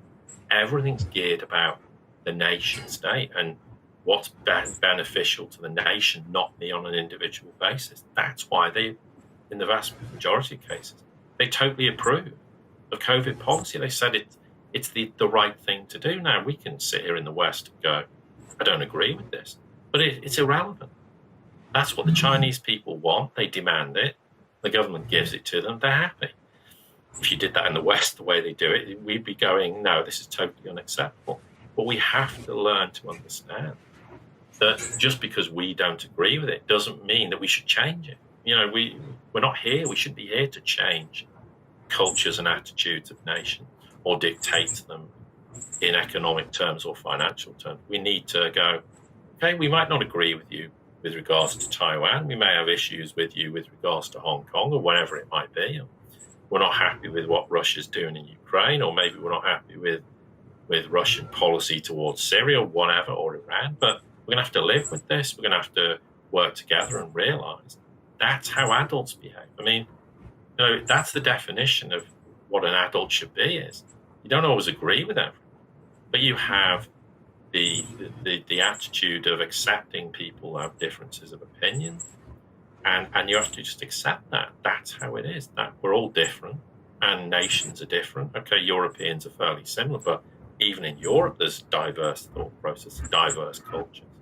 And we just have to accept that just because we might think this is an appropriate policy decision doesn't make it right. And we have to get away from zero-sum game mentality. And the US needs to go, well, instead of demanding I want it all, instead of having 100% of nothing, why don't we have 50% of 100%? Because do you know what? We'll be so much better off with the 50% of 100% rather than having nothing of 100%. They're really simple concepts, but that's what we need to move towards. And it's not just exclusively the US. The UK is as bad, and Europe's as bad. You know, they just need to realize, and as this Western financial system and economies are just unsustainable, eventually it will become a situation where the illusion will completely give way to reality, and then they're going to have to face the painful reality, and they're going to have to face the painful reality of how we react to this as people. And this is coming, and whether we like it or not, that's the future. So if we change sooner, we might mitigate some of the problems, because things are getting infinitely worse on a week by month, by quarterly, half yearly, yearly basis. Yeah, well, I think that's the big question, right? Is it seems like there's two paths to resolving this. On the geopolitical level, you just piss everybody off, that you essentially turn into isolationists. You get isolated from the rest of the world as they go build the future they want. Or since this is all built and financed on a mountain of debt and cheap fiat currency, at some point, like, the Fed can only do what it has been doing since 2008 for so long before credit markets completely break and it collapses into itself. And so I guess that, like, the question of Endgame, especially with the high inflation numbers here in the US and with the data coming out about foreign purchases of US treasuries hitting all-time lows on a relative basis, like, are we approaching, and taking a step back too, you see Japan, they're losing control of their yield curve control program, it seems, to an extent, and they were the first one to embark on these types of policies. Like, is the end game of the just print money and financialize your economy coming in the near to medium term? And is that going to be what forces the West to look internally and say, we need to make some changes here? Well, yeah, the other problem we have, though, is and I don't want to draw parallels too much in history, because we have to be careful, otherwise but the risk is if the West, in inverted commas, collapses and the political system implodes because people lose all trust, in political system, and that there has to be this radical reform. Okay, can it radically reform internally? That's highly debatable. The risk is in Western nations, you could get some populist, strong man, woman who comes out and everyone goes, yeah, you're promising us what we want to hear. And they become elected and they're not the solution. And I'm not drawing parallels in history and trying to infer it's going to be like Germany was with the Nazis. But my point is, this happens in history. It won't be the same, but the risk is they'll come out with ludicrous policy decisions. And it'll all sound great for 12 months to 2 years, but actually it'll cause more and more damage. So there is always the risk that that's something else we have to contend with within our political structure. But the question is, who forms? What is the alternative? Okay, there needs to be an alternative to the Democrats, the Republicans, Conservative, and Labour in the UK. Who provides it? Who's going to? As much as I don't like governments, we're going to have light touch government. We can't eliminate all government structure because countries can't function. But if we have very light touch government, who's out there in Western nations who can be presidents and prime ministers and foreign foreign secretaries or finance ministers or secretary of the US Treasury or the Chancellor of the Exchequer in the UK? Where are these people? Well, this is, a major focal point of everything we've been discussing for the last hour and a half, hour and 45 minutes, and previously stems from this friction that's created with the way the global monetary order works, particularly via the petrodollar system up to this point. It seems like you're having BRIC nations begin to turn to each other and try to form alternative monetary systems and sanctioning Russia, using SWIFT as, like we said, forcing people to question, like, all right, if they can do this to Russia, they can do this to us. Like, let's find alternatives. And there's two things particularly that I think here in America that make me very bullish and optimistic that things are going to change in a positive light. And it's not going to happen via the federal government. With COVID, with lockdowns, what we've seen is an emboldening of individual states asserting their autonomy from the federal government. I think that's a trend that's going to pick up here and only continue to get stronger as we move through this decade. I think states are just going to start ignoring the federal government, which is something that needs to happen and should continue to happen moving forward. And then again, I know you're not completely sold on Bitcoin yet, but again, Bitcoin as distributed peer-to-peer cash system with a very transparent monetary policy where you really can't have any individual country or coalition of countries use their geopolitical military power to influence that monetary system will just naturally force markets towards a more peaceful economic facilitation where you don't even have the ability to get into a dick measuring contest using the monetary system and weaponizing the monetary system. And you're just forced to abide by the rules of this apolitical distributed system that no one entity can control. So states' rights really just beginning to fade the federal government and saying, hey, you guys are crazy. Anybody within our borders does not have to listen to some of the federal mandates that you're putting out there. And then we're going to begin to facilitate settlement within our economy using this distributed ledger that can't be controlled. Yeah, look, whether the point in a broad sense, yeah, you're correct. Okay, we can agree or disagree on whether it's Bitcoin, but certainly, look, the one thing the last probably, since 2014 to people who paid attention, but really since Russia was sanctioned into oblivion, in inverted commas, and it failed. The one thing the global South's looking at, and you're absolutely right, they're going, well, there are alternatives, and there are alternative financial systems. The Chinese and Russians have developed it years ago. It's ready to roll. Whether it's not a question of can we implement it, it's timing of implementing. But yeah, there's lots of new initiatives for payment systems in non-dollar terms, etc. But the one thing the Global South has a perfect opportunity to do, and this revolves around this whole idea the world's dependent on ad infinitum on dollars. They're not, because let's just look at Sri Lanka. We know Sri Lanka's collapsed, it's bankrupt. Well, Sri Lanka has a very easy decision to make.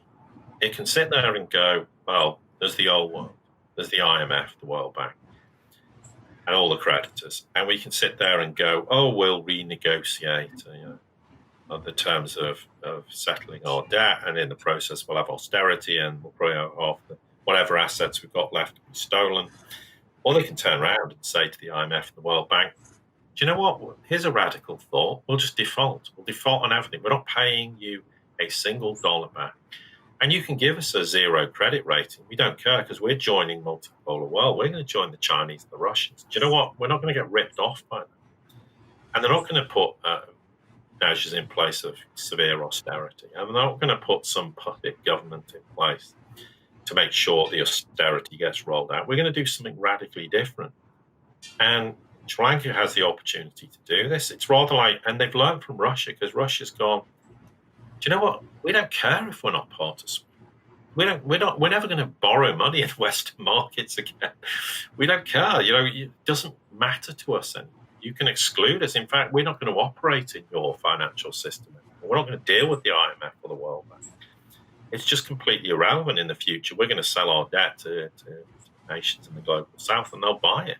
The Chinese will buy our debt if we need to issue debt. So that's the mindset. So all the global south can quite simply turn its back on the dollar, turn its back on the IMF, the World Bank, and all these institutions, credit agencies, and go, we're just defaulting on it all. We don't care if we're $100 billion in debt. The creditors will just have to lump it.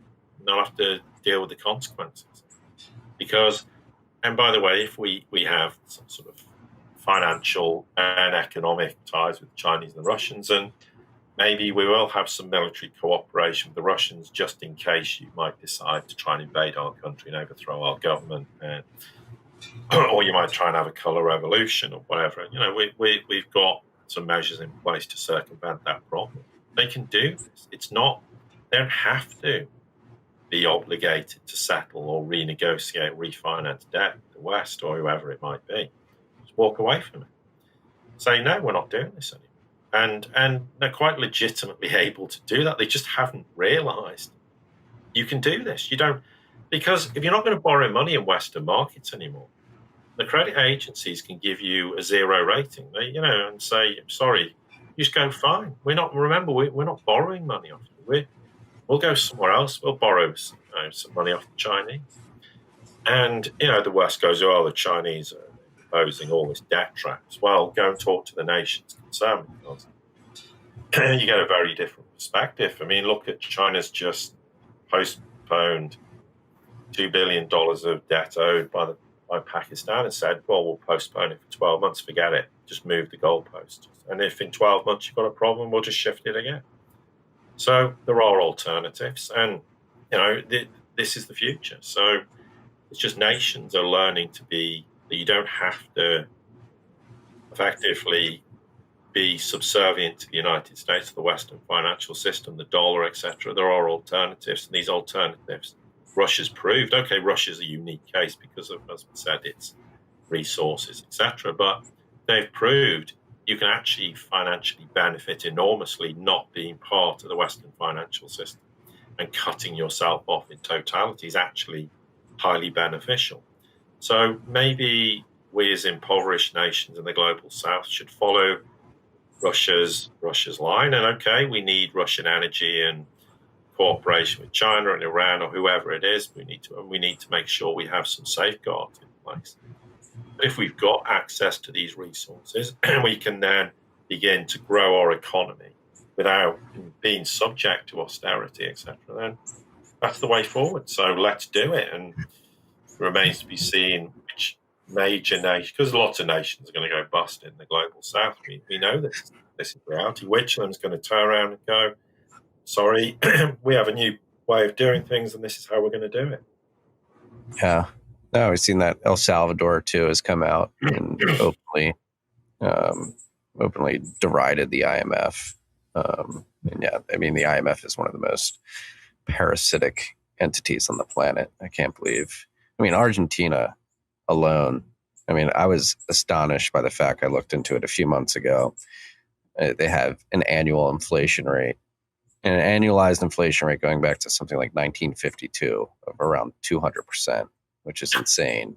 And they've gone over that 70-year period, they've gotten 23 loans from the IMF. So you talk about insanity, doing the same thing over and over and expecting different results. And you're seeing I believe I saw a video on the streets of Argentina, or a video of people on the streets of Argentina cornering the finance minister's van because obviously they have hyperinflation again there, and the people are beginning to uprise and say, "Hey, how does this keep happening here? We're a relatively well-off nation in terms of intellectual capital and landscape, and we can't get away from this hyperinflationary crisis. Stop going to the IMF, please." And yeah, no, I mean, and we're in the middle of this fourth turning, inflection point, transition into the digital age, whatever you want to call it, and just everything that we're seeing, whether it be Russia, Ukraine, China, Taiwan, the restructuring of the unipolar world to a multipolar world is just a product of decades and arguably centuries of stuff that's been building to this multi-decade inflection point that we find ourselves in, that probably started a couple decades ago, maybe 3 or 4 decades ago. It's just part of this multi-century cycle, and we're at the beginning of the transition from the end of one cycle to the next, and there's just going to be a lot of tumult and volatility socially around the world during this period, and we just so happen to be born in it and get to live through it. Well, yeah, I think the other point worth making, excuse me, with regards to this is you're absolutely right. It is the inflection point. So the challenge is, and the challenge for any nation is not to rest on its laurels. The UK is a great one. Where, I'm not advocating the UK empire, the empire of the past and all the colonialism and the world reserve currency status. But the point I'm trying to make is it rested on its laurels. It became arrogant, ignorant, and forgetting the very people who made its empire and treating them with disdain. And the empire collapses. If you want to carry on being a strong, vibrant nation, you can't rest on your laurels. You have to keep growing, evolving. So the challenge for the global south is can they sustain this for 20, 30, 50, 100 years, 200 years, 500 years? Okay, we're exaggerating for a fact.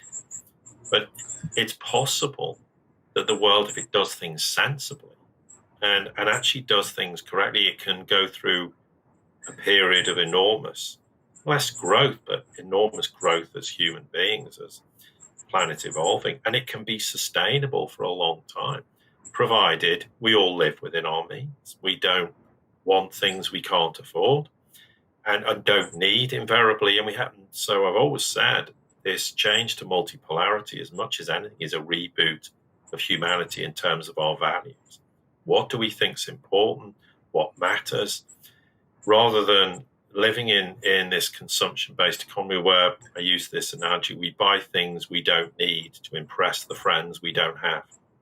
That's almost largely the way we've gone. We need to end all this. We need to rethink what matters. Is it more important that we have human interaction, we have friends and people we trust, and we spend time with people?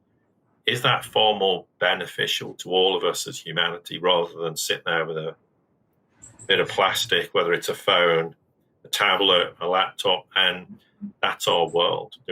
Should we move outside that realm and engage with real friends? I mean, like yesterday, I live right on the coast, and we had some friends came, and we went for a huge walk along the beach, and we were philosophizing and talking about the future and everything, and it was wonderful. It was just, that's human interaction. We need to get back to doing the things that really matter and beneficial to us as individuals and collectively. And that's why it's a reboot in terms of humanity, what we value. And the challenge is, can we sustain this in the future? And we can, but the problem is there's that nagging thing where humans tend to be greedy. They tend to be selfish. They tend to want to look after their own interests only and not, realize that there's a far better way of us all living. And the question is, okay, we could have a halcyon period for 10, 20, 30 years.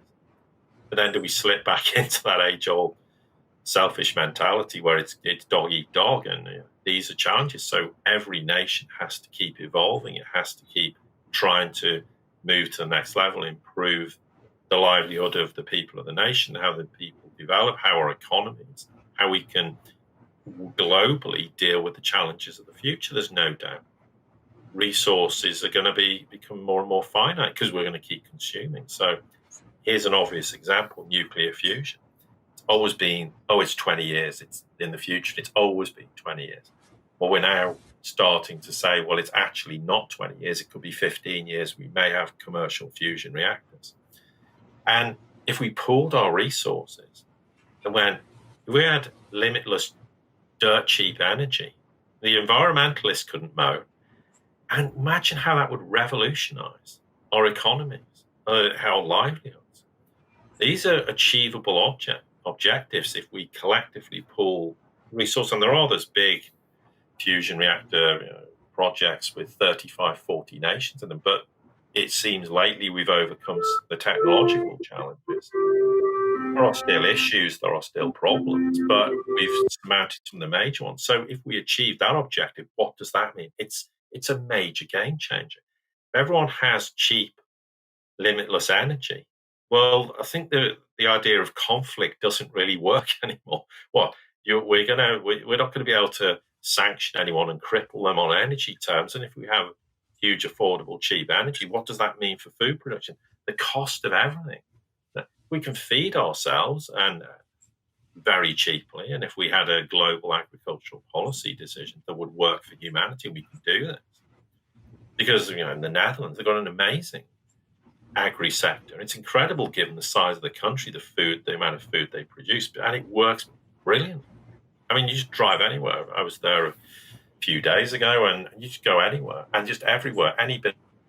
There's greenhouses, there's food produce being grown. You can go in a housing estate, and on the edge of it, they're growing food. I mean, these are all achievable objectives, and if we do them, and we start to go, well, hang on, we do have finite resources. We can't just keep producing wind turbines or electric car batteries, because in the end, what if we don't have lithium anymore? What happens? So we need to start to be thinking like this is, the 21st century. It's about time we stop being a bit Neanderthal and wanting to club each other over the head to achieve our own objectives. This is the point of this. And people say this will never happen. Well, it will happen because necessity is the mother of invention. So by necessity, things are going to have to change. But how quickly that happens is the challenge. The other point is how do we get people in decision-making positions who, rather than this Dickensian political system we have in the West, I mean, with frankly political dinosaurs who should not be in politics anymore. And I'm not just pointing the finger in the US, it's the same in the UK, it's the same all over Europe. We need to have a different mindset. We need people who actually go, do you know what? The new policy is we don't really need to have these lunatic elections that don't actually just drive people apart and create wedges between families because they hate each other because of their political beliefs. We actually need a political system that says, okay, the West needs a 10, 20-year plan. Yeah, we can change it, but we have to stick with it, and we have to understand that this is for the greater good. So that is an evolution in political terms. These are the major challenges we face, and it's going to be extremely tough. It's been that way to varying degrees since 2008. It's accelerating. The pandemic accelerated it. The war in Ukraine is accelerating it. There's no doubt we're in that period, but we will get through this. It's it's going to be extremely tough. There's no disputing it. But we have to get through the other side, and then we have to start to think of things differently and have enough people, because the vast majority of Western populations will just go with the consensus. If there's enough consensus in a very small way that says, well, this is how we're going to do things, and people will just go with it. There's people just go with the consensus, even if the consensus is two people making the consensus. They don't generally want to have to make decisions themselves. But we need a consensus. We need to understand the challenges and change our perspective of how the world should operate. And it's within our grasp. And I've talked about this before. We're at an inflection point in our development as human beings that we need to break the proverbial glass ceiling. So we move into a different realm of consciousness, of thought, of how we do things. And as much as younger generations are constantly derided for their attitude because that's what happens, I do see a lot of positives. Yeah, there's some, I'm not trying to tell people in younger generations you're wrong, but there are certain things I think that they could do better, but they have a lot of good ideas, and those ideas need to be harnessed. And it's possible we can achieve this. But, for me, at the age I am, I'm going, well, we need to build a world that will benefit children and grandchildren. Okay, depends. I could live for another 40, 50 years, but how much tangible benefit will I get? It doesn't matter. The point is, we need to start to look, say, well, this is more about future generations as much as anything, and adopting the philosophy that we want to build a better world, and we can do this, and it is achievable. And I think politically, these dinosaurs are going to, whether they like it or not, in the next 5-10 years, will cease to be involved in politics. And by virtue of their age, or by virtue of the fact that the West goes, enough's enough, we're not putting up with this. We want a different philosophy, a different way of doing things. And that, in evolutionary sense, will happen. And then we might start to get people in the political system who actually go, no, we're having a different thought process. Now, again, this is hard work. It's not easy. It might be easy for us to discuss this. And from my perspective, it's child's play. It's really simple. There's nothing complicated. But I know people's mindsets and how intransigent they are, and how they don't like change, and they don't like to think that what they believe in is wrong. But we have to move on. We're at that point where it's obvious. It's over. The West has failed. Economically, financially, societally, we've failed in education, we've failed in geopolitics. We're at the end of the road, and we have to do something differently, and we have to accept.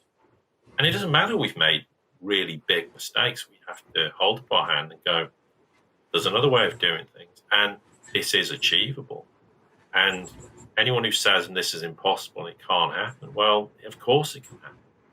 If there's enough people who say we want this to happen, it will happen. And, as much as you're right, I'm not the biggest fan of Bitcoin. What I will say is I applaud the people, not the people who are just trying to milk it to make money in fiat terms. Because they're just be mercenary. But I applaud people like yourself who see it as something that's an alternative, something that will give people confidence, something that's outside mainstream thinking. That I applaud wholeheartedly. Because that's where we need to get, and there are a lot of people who believe that with Bitcoin, and that's fine. I really do, because that gives me confidence. There are increasing numbers of people who think there can be alternatives. We can do things differently, and it's not just Bitcoin; it's everything. And if we keep believing in that, and more people grasp this reality, in the end, that it's the straw that breaks the camel's back, or it's the domino that flips the entire set of dominoes. And we're far closer to that, perhaps, than we realize. It's a capitulation of the West. People go, it's decades away. It's been happening for decades. It's like, the Berlin Wall fell, not because someone made a decision one day and they took it down. This process has been going on for a long time. It's like we only see the consequences. We don't see often the actions that led to that decision. And the West, I've made the point, the United States is effectively been in this slow motion collapse since the Great Depression. I think the United States halcyon days were in the 1800s, the late 1800s, early 1900s, when it, you know, and then it decided to embark on a completely different policy, and it was made countless very bad decisions since then. And, you know, throughout history, I mean, look at the Vietnam War. What a stupid decision that was. And then, you know, turning to the petrodollar, very bad decision. And so throughout history, you know, they've been in decline, and people go, that's ridiculous. But that's how long empires take. I mean, you made the point about the Roman Empire. Think about how long the Roman Empire was in collapse mode. It wasn't a matter of a few years, it was decades and beyond. That's how it works with empires. They're often already in decline when people think they're in ascendancy. And, you know, the US, for me, now would have been the time for the US to not be the dominant hegemonic power, but one of the big nations leading the multipolar world. The US had waited longer and hadn't been this insatiable desire to control everything and go, well, we'll kill the British Empire, and by the end of World War II, the whole world's collapsed, and we're okay, we're fine. Oh, now we're going to have the IMF, NATO, the World Bank, and by the way, you're all going to enjoy adopting the usage of the dollar. You know, they already, it was a stupid decision. They should never have made it. If they'd done the things that made America great, and rather than rushing headfirst into trying controlling everything, but made the right decisions in the last century, they could have now been easily, I mean, you think if they'd invested trillions of dollars in the US economy, the US could have been economically, financially, technologically the greatest nation on the planet. It could have outstripped the rest of the world. It could have been the rest of the world could have looked at the US and gone, you've produced the model by which we want to follow, and you want to work with us and cooperate with us. That's where the US should have been now. Instead, it isn't. And it remains to be seen how long the US takes to be a great nation amongst equals. And this could be a very long process or a quicker process, depending on. But for me, that's the real crying shame. And I want, nothing would please me more in my lifetime to see the United States respected as a great nation amongst equals, because the world will benefit hugely from that. And the United States will benefit hugely from that cooperation with the rest of the world, because I don't doubt there's a backbone to the US that can really make America, to use that awful phrase, America great again, but in the sense of a global perspective. But, you know, it's true, it can be a great nation amongst equals. And I think there is a backbone in America who will roll up their sleeves and will gladly be part of that. And we have to hope that that element in the US prevails in the coming years. And we're talking now, not you can wait 20 years. It doesn't matter. It matters now. Hopefully that's what will happen. Yeah. I think this is a good tenor to end this on, this conversation. It's only our second conversation, but I really like the way these episodes go. You have an incredible way of being able to distill all this in monologue fashion that it really gets in depth. And I agree. I think we need to get away from this high velocity trash economy and stop pointing guns at each other and thinking how we can game each other, and just begin to think, hey, how can we live within our means and do great things together instead of just trying to kill each other and dominate each other. Give peace a chance. Well, as one Beatle once said. Yeah. Paul, I know it's getting late. We're getting into the evening where you are. I want you to be able to go enjoy your Monday night with your family. So thank you again for doing this. Where can people find I really enjoy it. It's great because often I do things and it's all economic, financial, but I think we take the conversation in a different direction. And it's a direction we need to, not just you and I, but generally people need to have these conversations more about. Yeah, we talk about that, but what underpins all this is us as people and how we interact with each other. It's not rocket science, and the sooner we understand it's not rocket science and it's quite simple, then we can make the impossible a reality very simply. Mm-hmm. Yeah, we can do it. Just take some effort, rolling up the sleeves, saying no. And that's another thing we've been saying on this show the last few months. It's like small actions you can take. I mean, in terms of Bitcoin, accepting Bitcoin, but in terms of food supply, going out, shaking your farmer's hand, getting to know them, developing a relationship, figuring out how you can help them not be so dependent on this incredibly oppressive system that has been thrust on the world, and then just having conversations like this to get these ideas out to more people. Like I did mention that we live in 2022 and we have these communication technologies that previous generations of humans could never even dream of, and now it's here. And I do think it's having a good impact. Our first conversation did really was really well received. Got a lot of comments, a lot of emails, got a lot of downloads, and people are very receptive to this type of no bullshit. Let's be objective and just to explain the reality of things instead of trying to pretend that reality is something else. And so I think we're going to make an impact. We just got to keep chugging along one day at a time. Yeah, exactly. And I'm happy to keep doing it. And nothing will ever diminish my appetite to keep doing things and hoping to be a very, very, very, very small cog in a gigantic wheel of countless other people and people who don't engage in these things, who think this way.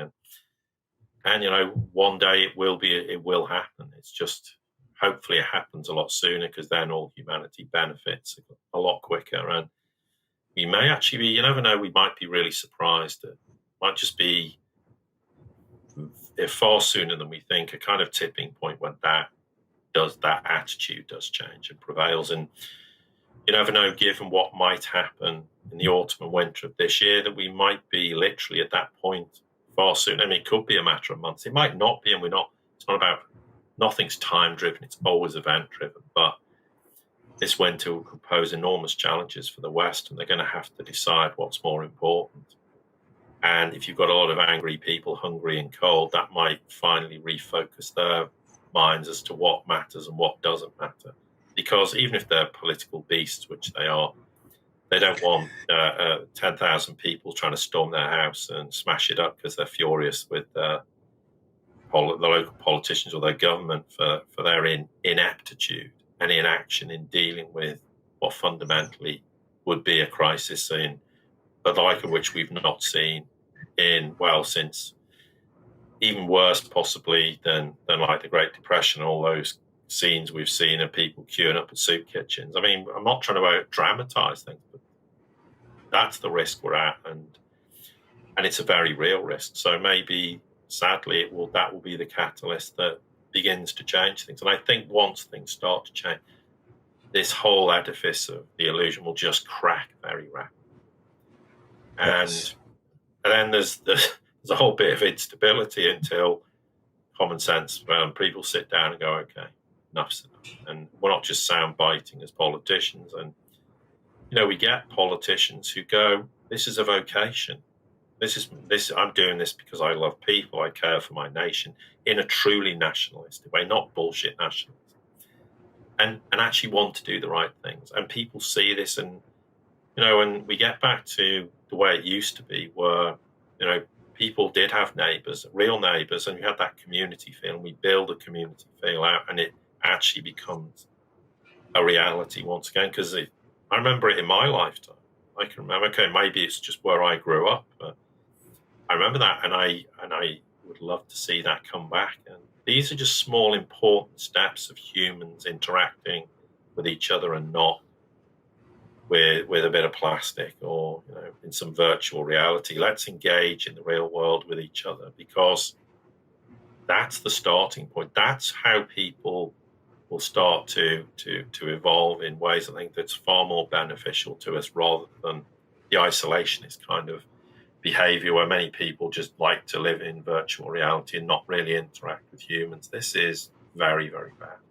It's bad for us on a physiological level and a psychological level. This is just a statement of fact. It's not me, trying to justify anything. It's just not healthy for humans to interact in virtual reality. Yeah, I mean, all the mental health data coming out. And people, I'm guilty of it sometimes too. It's very addicting. Those cheap dopamine hits do drive you back. But that's like looking around here. Like, I'm going to end this conversation and go to the beach with my wife, my kids, and a few of our friends that are down. And